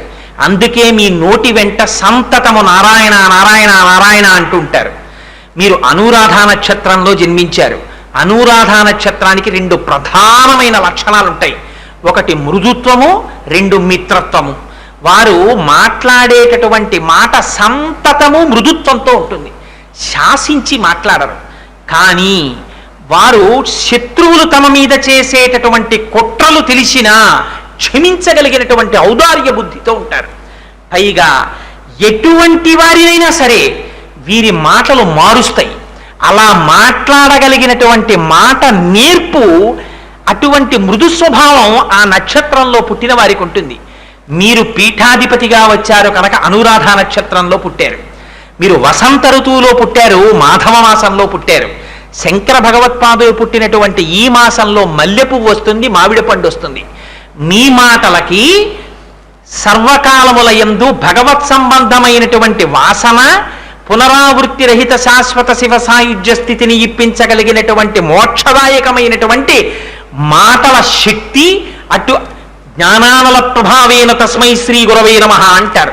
మీరు రగిలిపోతున్నటువంటి జ్ఞానాగ్ని ఇవాళ ఒక శరీరం అనేటటువంటి స్వరూపంతో కారణజన్ములై వచ్చారు. నాకు ఇప్పుడు అర్థమైంది, మీరు జటాజూటము విడనాడి బాలచంద్రుని విడనాడి గంగవీడి మరియు గౌరవీడి భువిని వెలసినట్టి భవుడవు నీవందు చంద్రశేఖరేంద్ర సమయమీంద్ర అని కాళ్ళ మీద పడ్డారు. మీరు సాక్షాత్తు శంకరుడే. జటాజూటాన్ని పక్కన పెట్టారు, బాలచంద్రుణ్ణి పక్కన పెట్టారు, గంగని పక్కన పెట్టారు, గౌరిని పక్కన పెట్టారు. నలుగురు శిష్యులతో కూడిన శంకరాచార్యుల వారు 5గురు మూర్తులుగా కనపడినటువంటిది ఒకరిగా మీరు వచ్చారు. అందుకని పంచానన లగ్నంలో వచ్చారు. మీరు నిమిత్త మాత్రంగా మా దగ్గర వింటున్నారు, కానీ మీ అంత మీకుగా సమస్తము స్ఫురణలోకి వస్తున్నాయి. ఇది మీరు కారణజన్ములై జన్మించినటువంటి ఒక గురుస్వరూపం. మీకు గీతాభాష్యం సంపూర్ణంగా చెప్పానన్నటువంటి అదృష్టం నాకు కలగనివ్వండి. నేనే మీకు గీతాభాష్యం చెప్పుకుంటానని సాష్టాంగ దండ ప్రణామం చేశారు. మీకు ఆ భాగ్యము కలుగుగాక, మీరే నాకు గీత చెప్దురు గాని అన్నారు. ఇది చంద్రశేఖరేంద్ర సరస్వతి స్వామి వారి యొక్క స్వరూపం. అటువంటి మహానుభావుడు తరువాతి కాలంలో అమ్మవారికి జంబుకేశ్వరంలో తాటంకాల్ని పునఃప్రతిష్ఠ చేసి గొప్ప గొప్ప దీక్షలు నిర్వహించి ఒక్కొక్క యాగం ఎలా జరగాలో, ఒక్కొక్క యజ్ఞం ఎలా జరగాలో, పరమాచార్యుల వారిలో ఉన్నటువంటి గొప్పతనం ఏమిటో తెలుసా అండి? 13 సంవత్సరాల వయస్సులో ఆయన కొత్తగా పీఠాధిపత్యం స్వీకరిస్తే మొట్టమొదటి రోజున చంద్రమౌళీశ్వరారాధన చెయ్యడం కోసమని వెళ్ళారు. వెళ్ళి యోగలింగానికి అభిషేకం చేస్తున్నారు. అభిషేకం చేస్తున్నప్పుడు ఆశ్రమంలో ఉన్న పండితులు అన్నారు, మీరు అభిషేకం చేసేటప్పుడు అభిషేకము చేయబడుతున్నటువంటి శివస్వరూపము ఒకటి, మీరొకటి అన్న భావన మీకు ఉండకూడదు. రెండూ ఒకటే అన్న భావనతో మీరు అభిషేకం చెయ్యాలన్నారు. అంటే చంద్రశేఖరేంద్ర సరస్వతి స్వామి వారు పండితుల వంక తిరిగి అన్నారు, అభిషేకము చేస్తున్నప్పుడే ఆ భావన ఉండాలా? అన్ని కాలముల యందు ఉండవలసిన భావన అదే కదా అన్నారు. పండితులకి తల తిరిగిపోయింది. ఇట్లా 13 ఏళ్ల పిల్లాడు, మిషనరీ స్కూల్ నుంచి వచ్చిన పిల్లాడా ఈ పిల్లాడు? మనం చెప్పినది ఏమిటి, ఆ పిల్లాడు చెప్తున్నది ఏమిటి? అంటే ఎంత అద్వైత స్థితిలో ఉన్నారో చూడండి. ఆయన ఎక్కడి నుంచి వచ్చింది ఆ స్థితి? ఇది మన వాక్కులకు అందదు, ఇది మన ఊహకు అందదు. ఇది పరమాచార్యుల వారి యొక్క లక్షణం. వారు ధర్మపాలనం అంటే ఎలా చేసేవారో తెలుసా అండి? ఇంత స్థితిని పొందినటువంటి పరమాచార్యుల వారు 20-25 సంవత్సరాల మధ్య వయస్సులో ఉండగా ఒకనాడు ఒక ఆశ్చర్యకరమైన సంఘటన జరిగింది. మంచి యవ్వనంలో ఉన్నటువంటి ఒక స్త్రీ పెద్ద పెట్టున రోదన చేస్తూ ఆశ్రమానికి వచ్చింది. వచ్చి మేనేజర్ గారిని కలిసి, నేను ఒక్కసారి పీఠాధిపతిని కలుసుకుని నా కష్టం చెప్పుకోవాలి, నాకు అనుమతినివ్వండి అంది. స్వామివారు ఈ వెనక గదిలోనే వేయించేసి ఉన్నారు, లోపలికి వెళ్ళమన్నారు. లోపల స్వామివారి చెవిన ఎలా పడిందో తెలియదు. మేనేజర్ గారు, ముందు మీరు ఒకసారి లోపలికి రండి అన్నారు. లోపలికి వచ్చారు. వస్తే పరమాచార్యుల వారి శిరస్సుని ఎప్పుడు ఏకవస్త్రం ఇలా కప్పు ఉంటుంది. సత్యదండాన్ని తీసి పక్కన పెట్టి తమ తల మీద ఉన్న ముసుగు వక్షస్థలాన్ని కప్పుతూ ఆచ్ఛాదించిన వస్త్రాన్ని పక్కకి తీసి, నేను ఎలా కనపడుతున్నానని అడిగారు. అడిగితే, మీరు మూర్తీభవించిన కామాక్షి స్వరూపంగా నాకు కనపడుతున్నారు అన్నారు. ఈ శరీరం ఎలా కనపడుతోందని అడిగారు. నిండు యవ్వనంలో మిసమిసలాడుతూ కనపడుతోందన్నారు. మీకు నేను కామాక్షీదేవిగా కనపడచ్చు. ఈ సమస్త ప్రపంచం కూడా ఇవాళ కంచి పీఠాధిపతిగా నన్ను ఆరాధిస్తోంది. శంకరాచార్యుల వారు అధిష్ఠించినటువంటి సింహాసనం మీద నేను కూర్చుంటున్నాను. నాకు 25 సంవత్సరముల వయస్సు. ఈ ఉపాధికి కొన్ని లక్షణాలు ఉంటాయి. నేను ఎంత జాగ్రత్తగా ఉన్నా, నేను ఉండడం కాదు, లోకము కూడా నన్ను విశ్వసించేటట్టుగా నా ప్రవర్తన ఉండాలి. యవ్వనంలో ఉన్నటువంటి ఒక స్త్రీ తన కష్టం చెప్పుకోవడానికి ఏకాంతంగా నా దగ్గరికి మీరు పంపుతారా? ఆమెతో నేను ముఖం చూసి మాట్లాడచ్చా? మాట్లాడకూడదు. మీరు ఇక ఎప్పుడు పక్కన అతివృద్ధుడైన వాడు కానీ, వేరొక అన్నగారు కాని, తమ్ముడు కాని, తండ్రి కాని, భర్త కాని, ఎవరో ఒకరు తోడు లేనటువంటి స్త్రీని నా వద్దకి ఏకాంతమునందు ఎప్పుడూ పంపవద్దు. ఒక్కతే స్త్రీ ఉండగా లోపల పరమ పీఠాధిపతులు మాట్లాడుతున్నారన్నటువంటి మాట ఎన్నడూ రాకూడదు. నేను మాట్లాడడం అంటూ జరిగితే పక్కన పురుషుడున్న స్త్రీతో మాట్లాడతాను, లేదా వృద్ధురాలైనటువంటి వేరొక స్త్రీని తీసుకుని నా దగ్గరికి రమ్మనండి. అలా కూడా పక్కన తోడు లేని వారిగా వచ్చానన్నారా, చంద్రమౌళీశ్వరుడికి చెప్పమనండి వాళ్ళ కష్టాలు. చంద్రమౌళీశ్వరుడు వింటే నేను విన్నట్టే. ఆ పూనికతో చెప్పుకోమనండి. ఒంటరి స్త్రీలతో నేను మాత్రం మాట్లాడను. ఎందుకని అంటే ఒక ధర్మం ఉంది. ఎంత సన్యాసికి కూడా లోపల తాను సన్యాసిగా ఉండడం కాదు, పైన కూడా అలా ప్రవర్తించి చూపించాలి ప్రపంచానికి. అందుకని నా కట్టుబాటు నాకుంది, నేను ఎన్నడూ అలా మాట్లాడను అని మళ్ళీ వస్త్రం తీసుకుని వేసుకున్నారు. ఇది పరమాచార్యుల వారి జీవితం అంటే. ఎంత ధర్మబద్ధమైన నడువడో చూడండి. వారికి ఒకనాడు ఆశ్రమంలో వంటవాడొచ్చి వంట వడ్డించారు. వడ్డిస్తే పీఠాధిపతులు షడ్రశోపేతమైన విందు అరగిస్తారు, కానీ జింహకి లొంగరు. ఒకనాడు పీఠాధిపత్యం అంటే సామాన్యం కాదండి. రమణ మహర్షిని చూసి శంకరాచార్యుల పీఠాల్లో ఉన్న ఒక పీఠాధిపతి అన్నారు, రమణులలా పుట్టాలని నేను కోరుకుంటున్నాను. ఎందుకంటే సామాన్యమైన సన్యాసి ధర్మంలో ఉండొచ్చు, పీఠాధిపతికి తెల్లవారి లేస్తే ప్రభుత్వంతో సంబంధం ఉంటుంది. ఏదైనా సమస్య వస్తే ప్రభుత్వం పిలుస్తుంది. పెద్ద పెద్ద దేవాలయాల్లో ఏమైనా అనుమానాలు ఉంటే పీఠాధిపతుల దగ్గరికి వస్తారు. వాళ్ళు చెప్పింది ప్రమాణం, అంత జాగ్రత్తగా చెప్పాలి. ప్రభుత్వాధికారుల దగ్గర నుంచి కోటీశ్వరుల వరకు వచ్చి నిలబడతారు. పెద్ద పెద్ద పండితులు వచ్చి నమస్కారం చేస్తారు. ఒక్కొక్క నాడు ఎంత చిత్రమైన లక్షణాలు వస్తాయి, సమస్యలు వస్తాయంటే పీఠాధిపతులకి. సన్యాసికి ఆ సమస్య ఉండదు, పీఠాధిపతికి ఉండే సమస్యలు వేరు. పరమాచార్యులు వారు చెప్పుకు బాధపడుతుండేవారు, పీఠాధిపత్యం అంటే సామాన్యం కాదని. వారికి ఒకనాడు వంటవాడు భోజనం వడ్డించాడు. వడ్డిస్తే వారు భోజనం చేసి, ఈ పప్పు ఏ పదార్థంతో చేశావు అని అడిగారు. తోటకూర పప్పు అన్నాడు. ఓహో అలాగా అన్నారు. బాగుందా స్వామి అన్నారు. బాగుంది అని పొరపాటున వారి నోటి వెంట వచ్చింది. వాడు మరునాడు కూడా తోటకూర పప్పు వేశాడు, తిన్నారు. మూడవ నాడు కూడా తోటకూర పప్పు వేశాడు. ప్రతిరోజు తోటకూర పప్పు ఎక్కడిది అని అడిగారు.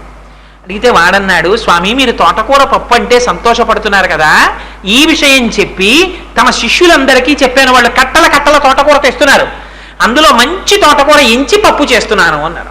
అలాగా అన్నారు. చూడండి వారి పరిపక్వత చూడండి. ఆ వయస్సులో వంటవాడిని ఏమీ అనలేదు, వెళ్ళిపోయాడు వంటవాడు. మరునాడు మళ్ళీ భోజనం వడ్డించబోతున్నారు. ఈనాడు మేము భిక్ష స్వీకరించట్లేదు అన్నారు.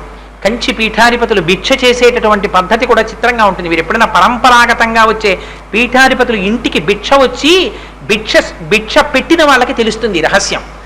ఆ తీసుకోవడం కూడా చాలా గమ్మత్తుగా ఉంటుంది. అవన్నీ సభాముఖంగా చెప్పేవి కావు కాబట్టి నేను చెప్పట్లేదు. ఒకనాడ అదృష్టం కలిగింది కాబట్టి నాకు తెలుసు.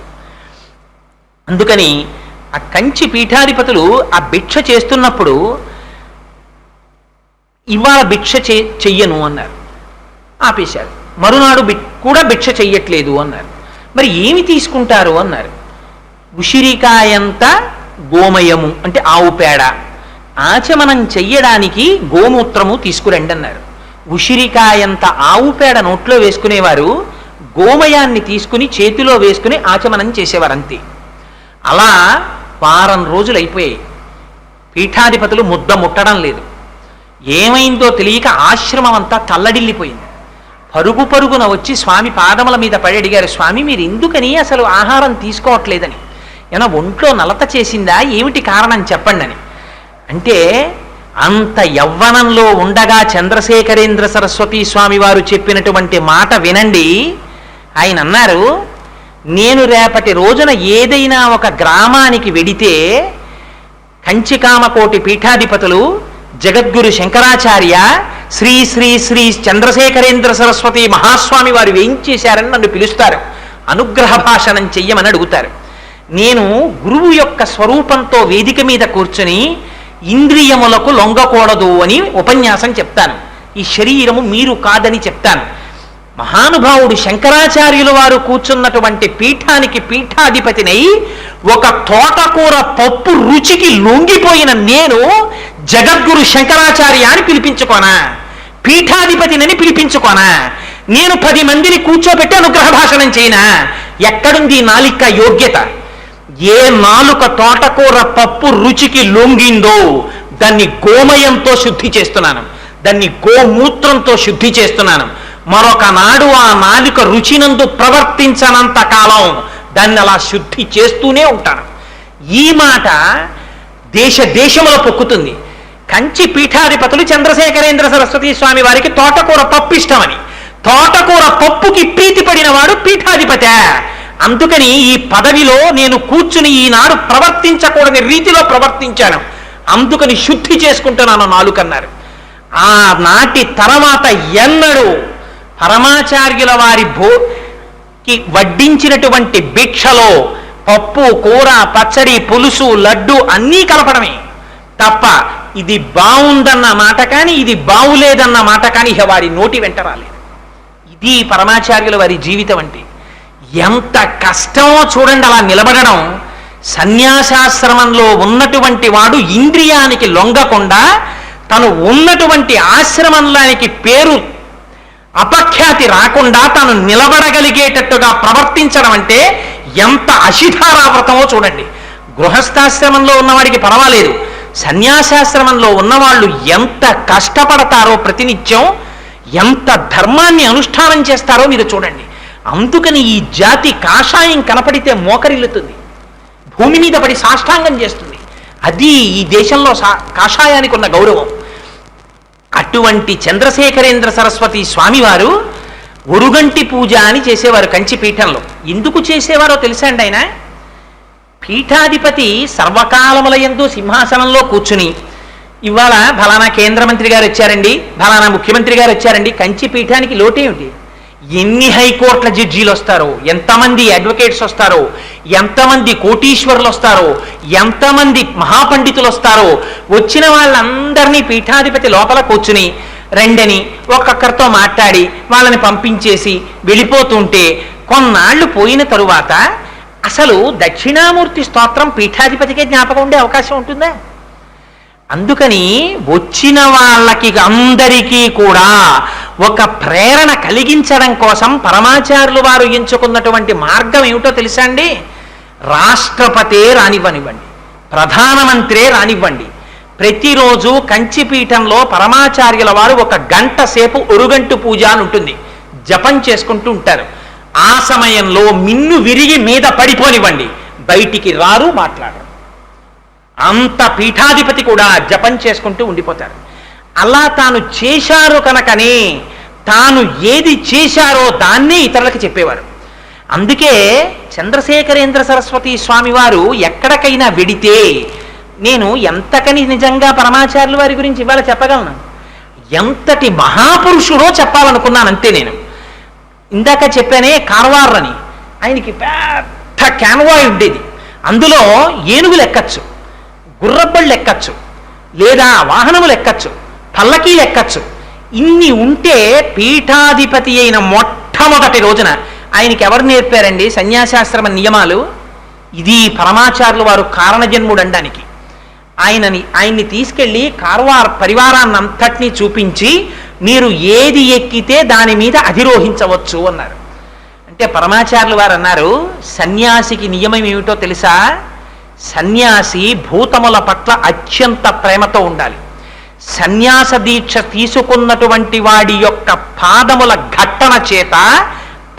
ఘట్టన చేత ఎట్టి పరిస్థితులలోనూ కూడా ఎక్కువ భూతములకు హాని జరగకూడదు. చక్రములతో కూడినటువంటి రథములు కానీ, లేదా 4 కాళ్లతో నడిచేటటువంటి జంతువుల మీద నేను కూర్చుని ప్రయాణం చేసినా వాటి వలన ఎక్కువగా భూతములకు హాని జరుగుతుంది. అందుకని నేను పాదచారినై నడిచి వెళ్ళిపోతాను. ఆనాటి నుంచి చిట్ట చివరి వరకు పరమాచార్యుల వారు ఎన్నడూ కారు కాని వ్యాను కాని ఏది ఎక్కలేదు. ఎప్పుడు వెళ్ళినా కాలినడకన వెళ్ళిపోవడమే. ఎంత చిత్రమో తెలుసా అండి? తెల్లవారుజామున 3 గంటలు, రాత్రి 2 గంటల వరకు పరివారం ఎక్కడికైనా వెళ్ళనివ్వండి, ఎన్ని అనుగ్రహ భాషణాలు చేయనివ్వండి, ఎంత పూజలు జరగనివ్వండి, 2 గంటలకి విశ్రాంతికి వెళ్ళిపోతే 3వ గంట అయ్యేటప్పటికి లేచిపోయేవారు. పరివారం అందరూ పడుకునేవారు. అందులో చంద్రశేఖరేంద్ర సరస్వతి స్వామి వారిలో ఉన్న గొప్పతనం ఏమిటో తెలుసా అండి? అమలాపురంలో ఇవాళ వచ్చారు సభకి నాగభూషణ్ రావు గారని, ఇందాక ఇక్కడికి వచ్చి నన్ను పలకరించారు. వారు చెప్తుంటారు అమలాపురం వారు రావడం. ఎక్కడ ఉండేవారో తెలుసా అండి మహానుభావుడు పరమాచార్యులు వారు?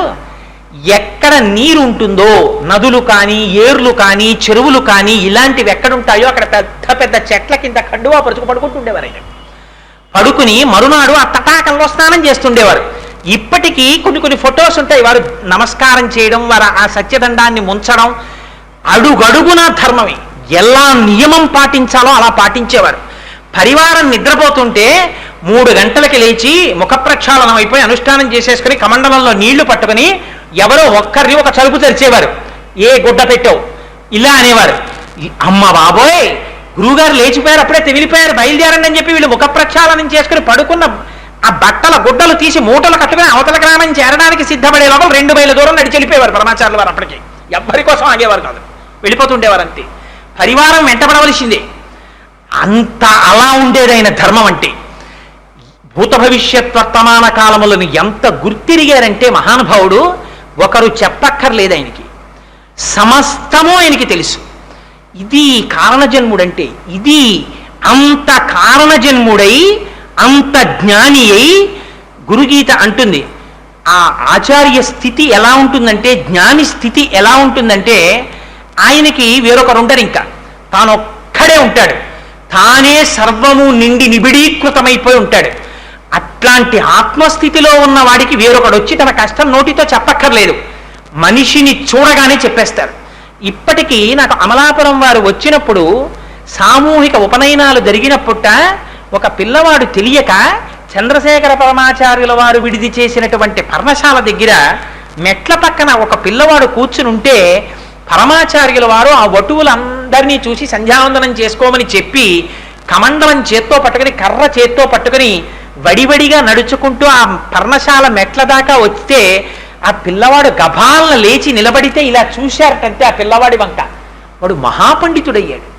ఇక్కడే ఉన్నారు నాగభూషణ్ రావు గారి సభలో. అమలాపురం దగ్గర ఒక ఆవు మీద చెయ్యి వేశారు. ఆ ఆవు ఉన్నంత కాలం కనకవర్షం కురిసేసింది వాళ్ళ ఇళ్లలో. ఆ ప్రాంతాల్లో ఎక్కడ ఆవుల్ని కొన్నా తీసుకొచ్చి ఆవుతో కలిపి కట్టేవారు చాలా కాలం. మీకు కొన్ని విషయాలు, నేను ఇవాళ అన్ని విషయాలు చెప్పలేను కదా, 1-2-3 విషయాలు ప్రస్తావన చేస్తాను. ఒకానొక నాడు ఒక మహానుభావుడు ఆలయం నిర్మించి ప్రతిష్ఠ చెయ్యాలి రామచంద్రమూర్తి విగ్రహాన్ని నిర్ణయం తీసుకుని పరమాచార్యుల వారు దగ్గరలో ఉన్నటువంటి ఒక గ్రామంలో విడిది చేశారనేటటువంటి విషయాన్ని తెలుసుకుని గబగబా పరమాచార్యుల వారి దగ్గరికి వెళ్ళారు. ఆ రోజంతా పరమాచార్యులు వారు చాలా హడావిడిగా ఉన్నారు, వారితో మాట్లాడేటటువంటి అదృష్టం కలగలేదు. మరునాడు తీర్థం ఇస్తున్నారు. రోజు చంద్రమౌళీశ్వరారాధన చేసి తీర్థం ఇచ్చేవారు. తీర్థం ఇస్తుంటే ఈయన వెళ్ళి తీర్థం కోసం అని చెయ్యి పట్టారు. పరమాచార్యులు వారు ఆ చేతిలో ఉన్న ఉద్ధరిణితో తీర్థం పోసి ఆ ఉద్ధరిని కమండలంలో పెట్టేసి చెయ్యి వెనక్కి పెట్టి అన్నారు, ప్రతిష్ఠ ఎప్పుడు చేస్తున్నావు అన్నారు. తెల్లబోయాడు ఆయన. మా ఇంట్లో ప్రతిష్ఠ పూర్తయింది స్వామి అన్నాడు. అది సరేనో, రామపాద స్వామి వారికి ఎప్పుడు ప్రతిష్ఠ చేస్తున్నావు అన్నారు. అంటే రామపాద స్వామి వారి ప్రతిష్ఠ ఏమిటి అని జ్ఞాపకానికి వచ్చింది. తన ఊర్లో రామచంద్రమూర్తి విగ్రహాన్ని ప్రతిష్ఠ చెయ్యాలనుకున్నారు. అనుకుని అది ఒక్కసారి స్వామివారికి చెప్దామని వచ్చారు. స్వామి, ఏదో మే 24వ తారీఖుని చేద్దాం అనుకుంటున్నాను అన్నారు. ఆ తేదీ నేను ఖచ్చితంగా చెప్తున్నానో లేదో తెలియదు, నెల మాత్రం ఖచ్చితం. అంటే పరమాచార్యులు వారు అన్నారు, మే 24న అన్నారు. అంటే మే 24న అవుతుంది అనుకుంటున్నావా? అవదు అన్న మాట శ్లేషగా కనపడింది. అందులో కాస్తంత పువ్వులు, కిస్మిస్ పళ్ళు, కుంకం తీసి ఆయన చేతిలో పెట్టి విగ్రహం కింద యంత్రానికి బదులుగా వీటిని ఉంచండి అని చెప్పారు. రామపాద స్వామి అని పేరుంచండి దేవాలయానికి అని చెప్పారంతే. ఖచ్చితంగా ఆ తేదీకి కొద్ది రోజుల ముందు జవహర్లాల్ నెహ్రూ గారు శరీరాన్ని విడిచిపెట్టారు. రైళ్లు, బస్సులు అన్నీ ఆగిపోయాయి. వీళ్ళు అనుకున్న ప్రతిష్ఠ ముహూర్తానికి ఈ విద్వాంసుడు ఆ ఊరు చేరలేకపోయారు. ఆగిపోయింది. జూన్లో ప్రతిష్ఠ జరిగింది. చిత్రం ఏమిటో తెలుసా అండి? ఆ దేవాలయం కట్టినటువంటి కొన్ని సంవత్సరముల తరువాత నాగార్జున సాగర్ డ్యాం బద్దలై కొన్ని వందల ఊర్లు ముంచెత్తి ఆ కృష్ణానది వరద ప్రవాహం వచ్చి ఆ ప్రతిష్ఠ చేయబడిన రామచంద్రమూర్తి పాదములను తాకి వెనక్కి వెళ్ళిపోయింది. రామపాద స్వామి అని చెప్పి ఎలా పెట్టారు పేరు? ఎప్పుడో జరగబోయే విపత్తు ఆనాడు రామచంద్రమూర్తి పాదములను తాకినటువంటి కృష్ణ మరికొంచెం పైకి కాని వెడితేట ఇంకొక 1000 ఊళ్ళు మునిగిపోతాయిట. పాదములను తాకి వెనక్కి వెళ్ళిపోవడంలో దివిసీమలో 1000 గ్రామాలు బతికి బట్టకట్టాయి. ఆ పేరు ఎలా ఉంచారు? ఈ మాట ఎలా చెప్పగలిగారు? కమండలంలో తీర్థం తీసిస్తుంటే క్యూలో వచ్చి తీర్థం తీసుకునేవారు పరమాచార్యుల వారి దగ్గర. తీర్థం తీసుకోవడానికి ఒక స్త్రీ వచ్చి చెయ్యి చాపింది. అమ్మా, నీకు అశౌచం ఉంది, వెళ్ళిపో అన్నారు ఆచార్యుల వారు. స్వామి, నాకు అశౌచం లేదు, అశౌచం తీరి నేను తలస్నానం చేసి వారం రోజులైంది, నాకు దయచేసి తీర్థం ఇవ్వండి అంది ఆవిడ. అమ్మా మరొక్క మారు చెప్తున్నాను, నీకు అశౌచం ఉంది, నువ్వు ఇంటికి వెళ్ళిపో అన్నారు. ఏమి నన్ను ఇలా అన్నారు స్వామి అని బెంగ పెట్టుకుని ఆవిడ ఇంటికి వెళ్ళిపోయింది. ఇంటికి వెళ్ళిపోతే ఊరు వెళ్ళినటువంటి భర్త మరణించాడని టెలిగ్రామ్ వచ్చింది ఇంటికి. ఎలా చూడగలరు భూత భవిష్యత్ వర్తమాన కాలములను? ఆ స్త్రీకి తెలియని విషయం పరమాచార్యుల వారికి తెలిసింది. ఇంకా చిత్రమైన విషయం, ఇలా ఎన్నో లీలలు. కానీ ఉదాహరణకి 1-2 చెప్తున్నానంటే, ఆత్మస్థితిగతులై ఉండడం అంటే ఏమిటి అన్నదానికి రమణులు కూడా ఇలాగే చెప్పగలిగేవారు. ఎక్కడో అమెరికాలో ఎక్కడో ఒక నది ఒడ్డున రమణ మహర్షిని చూడాలని రోజు డిబ్బీలో డబ్బులు దాచుకునేటటువంటి దంపతులు 17వ నంబర్ సిమెంట్ బెంచీ మీద కూర్చుని మాట్లాడుకున్నటువంటి మాటల్ని వాళ్ళ డబ్బు పూర్తయిన తరువాత రమణాశ్రమానికి వచ్చి అక్కడ కూర్చుంటే వాళ్ళ భాష తెలియకపోయినా రమణ మహర్షి మీరు ఫలానా నది ఒడ్డున ఫలానా నంబర్ బెంచీ మీద కూర్చుని నా గురించి మాట్లాడుకునేవారు కదా అన్నారు. ఎలా తెలుస్తుంది రమణులకి? అలాగే తెలుస్తుంది చంద్రశేఖరులకి. ఎంత చిత్రం అంటే, వారు ఒక నీలంరాజు శేషయ్య గారని మహానుభావుడు, ఆంధ్రప్రభ ఎడిటర్, ఆయనే నడిచే దేవుడు అని పుస్తకం రాశారు. అందులోనే నేను ఇవాళ 1-2 సందర్భాలు అందులోంచి తీసుకొచ్చి చెప్పాను. అందులో దీని గురించి వ్రాశారు ఆయన. నీలంరాజు శేషయ్య గారి సోదరి ఒకనాడు పరమాచార్యుల వారిని వారి ఇంటికి ఆహ్వానించారు భిక్షకి, చంద్రమౌళీశ్వరారాధనకి. ఆనాడు చంద్రమౌళీశ్వరారాధన చేసి అభిషేక తీర్థం ఇస్తున్నారు. చంద్రశేఖర పరమాచార్యుల వారు వచ్చారంటే చుట్టుపక్కల కొన్ని ఊళ్ళ వాళ్ళు తరలి వెళ్ళిపోతుండేవారు దర్శనానికి. ఆ తీర్థం ఇస్తుంటే వయస్సు కొంచెం మధ్య వయస్సు ఉన్నటువంటి 1-2 దంపతులు వచ్చి తీర్థం తీసుకున్నారు. తరువాత వాళ్ళ అబ్బాయి వచ్చి తీర్థం తీసుకోవడానికని ఇలా చేయి చాపాడు. పరమాచార్యుల వారు తీర్థం పోస్తున్న వారు ఉద్ధరిని వెనక్కి తీసుకుని అన్నారు, నీ భార్యతో కలిసి తీసుకో అన్నారు. ఆ పిల్లవాడి పక్కన భార్య లేదు. ఆ పిల్లవాడు సిగ్గుతో తల వంచుకొని తలెత్తి ఆడవాళ్ళ వంక చూశాడు. ఎక్కడో వెనకాల నించున్నటువంటి ఒక స్త్రీ గబగబా వచ్చి ఆ పిల్లవాడి పక్కన నిలబడి తీర్థం తీసుకుని ఆ స్త్రీ మళ్ళీ స్త్రీలలోకి వెళ్ళిపోతోంది. ఈ పిల్లవాడి తండ్రిని పిలిచి పరమాచార్యుల వారు అన్నారు, మీరు ముగ్గురిగా వచ్చారు, నువ్వు, నీ భార్య, నీ కుమారుడు, నలుగురిగా నీ కోడలితో కలిసి బొంబాయి వెళ్ళిపోండి అన్నారు.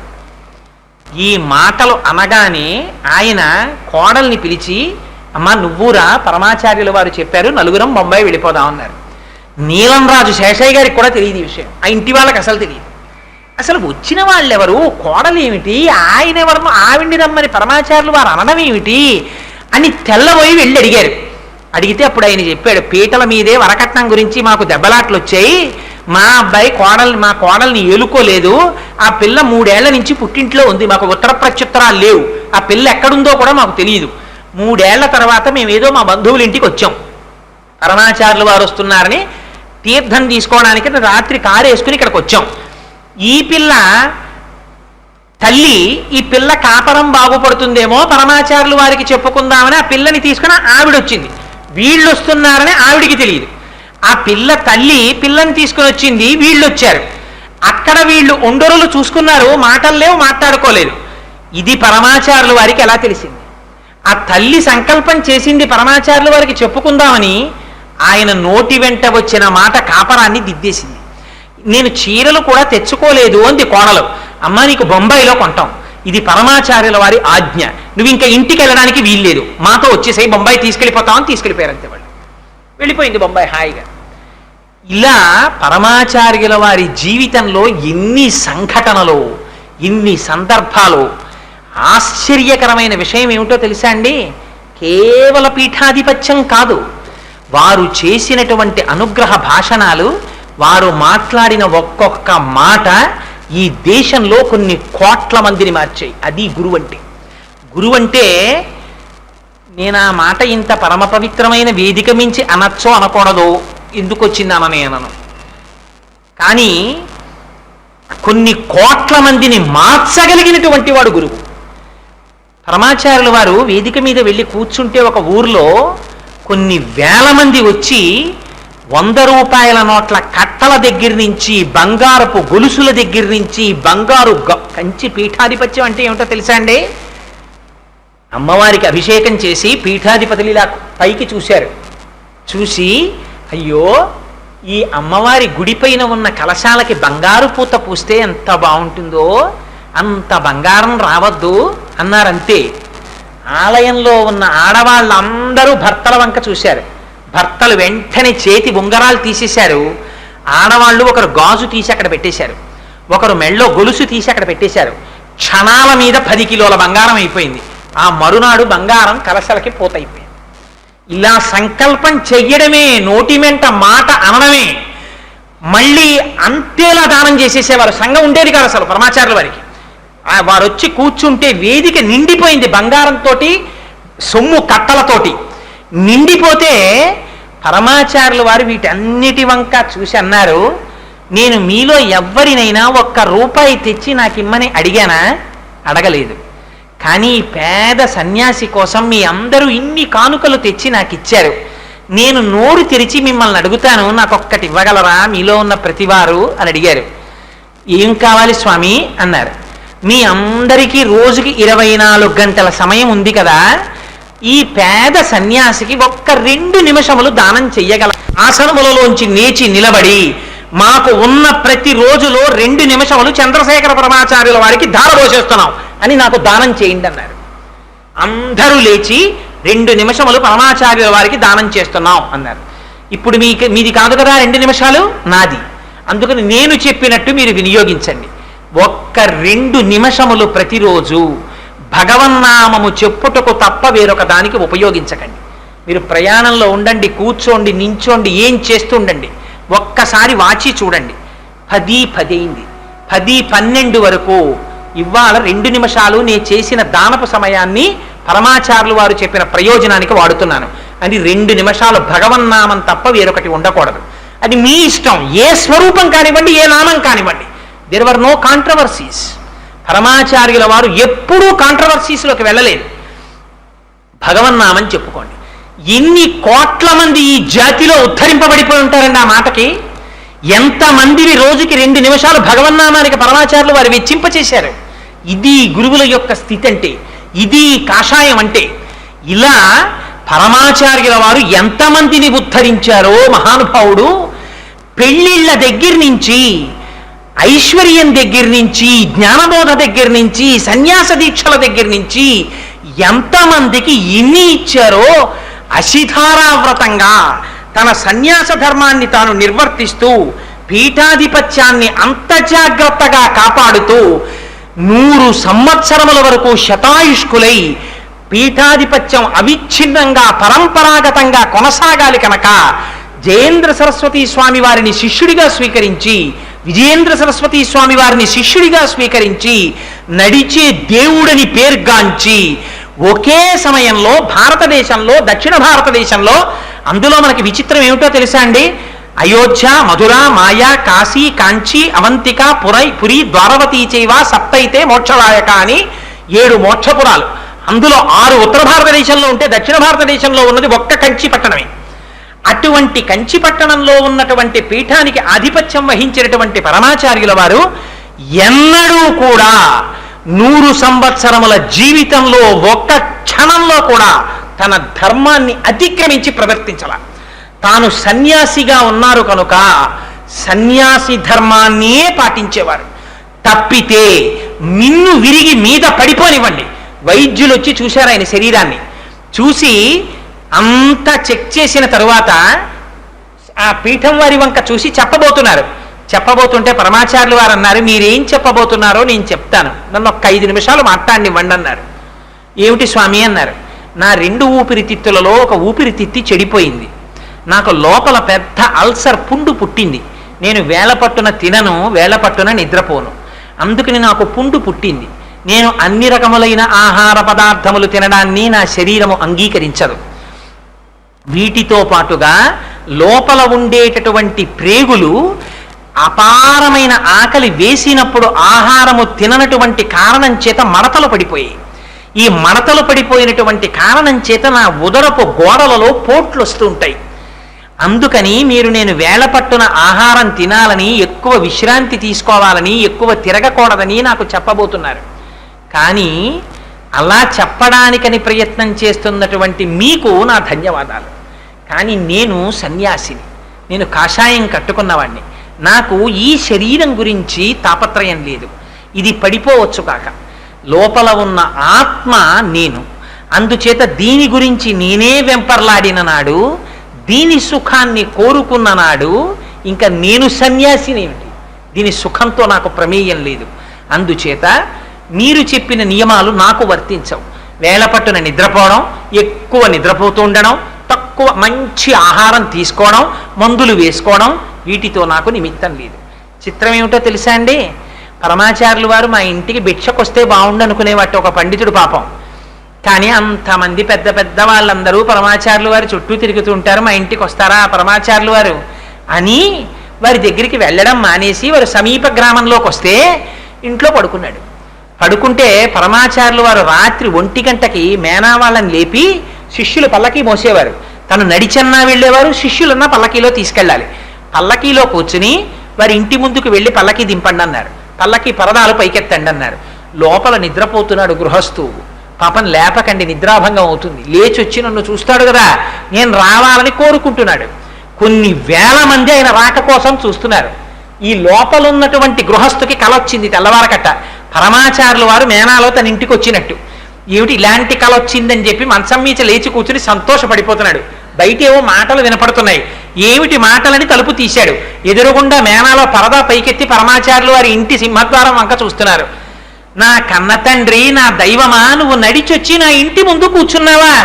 లోపలికి రాకుండా పిలిస్తే తప్ప రాకూడదని సన్యాసికి నియమం ఉందని పీఠాధిపతివని అలా ఉండిపోయావా తండ్రి అని వచ్చి సాష్టాంగదండ ప్రణామం చేసి కన్నుల వెంట నీరు కార్చాడు ఆయన. ఇది పరమాచార్యుల వారి అనుగ్రహం అంటే. ఎందరికి స్వప్నములలో సాక్షాత్కరించారో, ఎందరిని ఉద్ధరించారో మహానుభావుడు. వారి నోటి వెంట ఒక్కొక్క మాట వస్తే మహాపండితులకి సైతం అందకుండా పీఠముడులు పడిపోయినటువంటి శ్లోకాలకి వారు ఇలా కంటితో చూసేవారంతే. అలాగని ఎక్కువ మాట్లాడేవారు అనుకుంటున్నారేమో పరమాచార్యుల వారు. అలా మాట్లాడి మాట్లాడి మాట్లాడి మాట్లాడడం అలవాటైపోతుందని ప్రయత్నపూర్వకంగా మౌనదీక్షలోకి వెళ్ళిపోయేవారు. అసలు కొన్నాళ్ళు మాట్లాడేవారు కాదు. ఇంత పెద్ద పీఠ ఉంటే తనంత తానుగా ఎండలు మండిపోతున్న రోజులలో దీక్ష తీసుకుని చిన్న పర్ణశాల కట్టుకుని ఆ పర్ణశాలలో ఉండి తపస్సు చేస్తూ ఉండేవారు.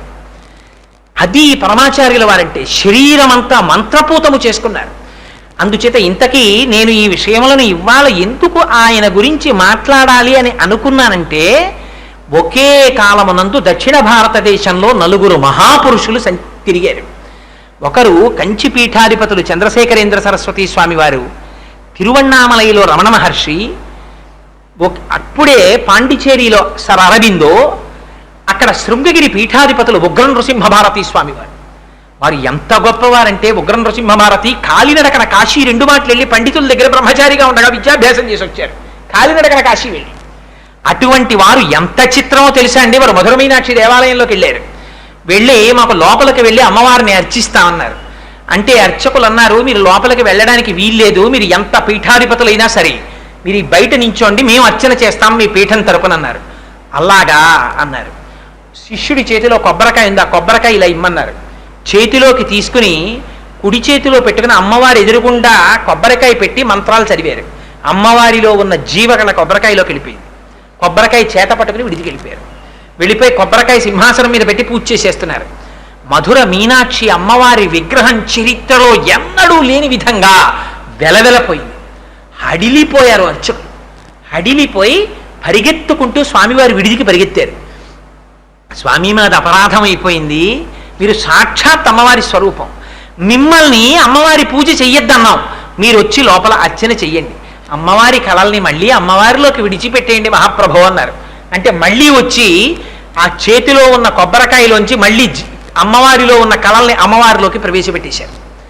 అమ్మవారు కూడా వారి మాటలు వినేది. తెల్లవారి లేసి ఒక్కొక్కసారి చంద్రశేఖర పరమాచార్యుల వారు 1-2 సందర్భాల్లో మాత్రం బయటపడిపోయారు. అప్పుడు మాత్రం ఇంకా తప్పించుకునే అవకాశం లేక చిరునవ్వుతో అంగీకరించవలసి వచ్చింది. లేకపోతే డాంబికంగా బయటపడేవారు కాదు. కంచి కామాక్షి అమ్మవారితో తాను మాట్లాడతానన్న విషయాన్ని ఒకరోజు ప్రసంగవశాత్తు బయటపడ్డారు పరమాచార్యుల వారు. ఆ ఎదురుగుండా ఉన్న శిష్యుడు మంచి గట్టివాడు. వాడు పట్టుకున్నాడు, ఎవరు అమ్మా నిజం చెప్పండి, మీరు ఎవరితో మాట్లాడారని. కామాక్షి అమ్మవారితో మీరు మాట్లాడారు, నిజమా కాదా? ఒకడు దేహం విడిచిపెట్టిపోయాడు, ఒకడు దేహం మీద మమకారం విడిచిపెట్టిపోతాడన్నావు. అన్నది అమ్మవారు అంటున్నారు. ఆ అన్నది కామాక్షి అమ్మవారు అవునా కాదా అంటే ఆనాడు మాత్రం నవ్వుతూ అంగీకరించారు అవును అని. అంతటి స్థితప్రజ్ఞులు, అంతటి మహాపురుషులు. అటువంటి మహాపురుషుడు చంద్రశేఖరేంద్ర సరస్వతి స్వామివారు తనంత తానుగా కోరి తీసుకున్న సన్యాసం కాదు, గురువుల దగ్గర కూర్చుని చదువుకున్న చదువు కాదు, తపస్సు చేసి తెచ్చుకున్న ఆత్మస్థితి కాదు. కానీ ఇటువంటి స్థితికి ఎలా రాగలిగారు? ఇది కారణజన్ములంటే, ఇది గురువులంటే. అటువంటి పీఠం కంచి పీఠం, అటువంటి పీఠాధిపతులు చంద్రశేఖరేంద్ర సరస్వతి స్వామివారు.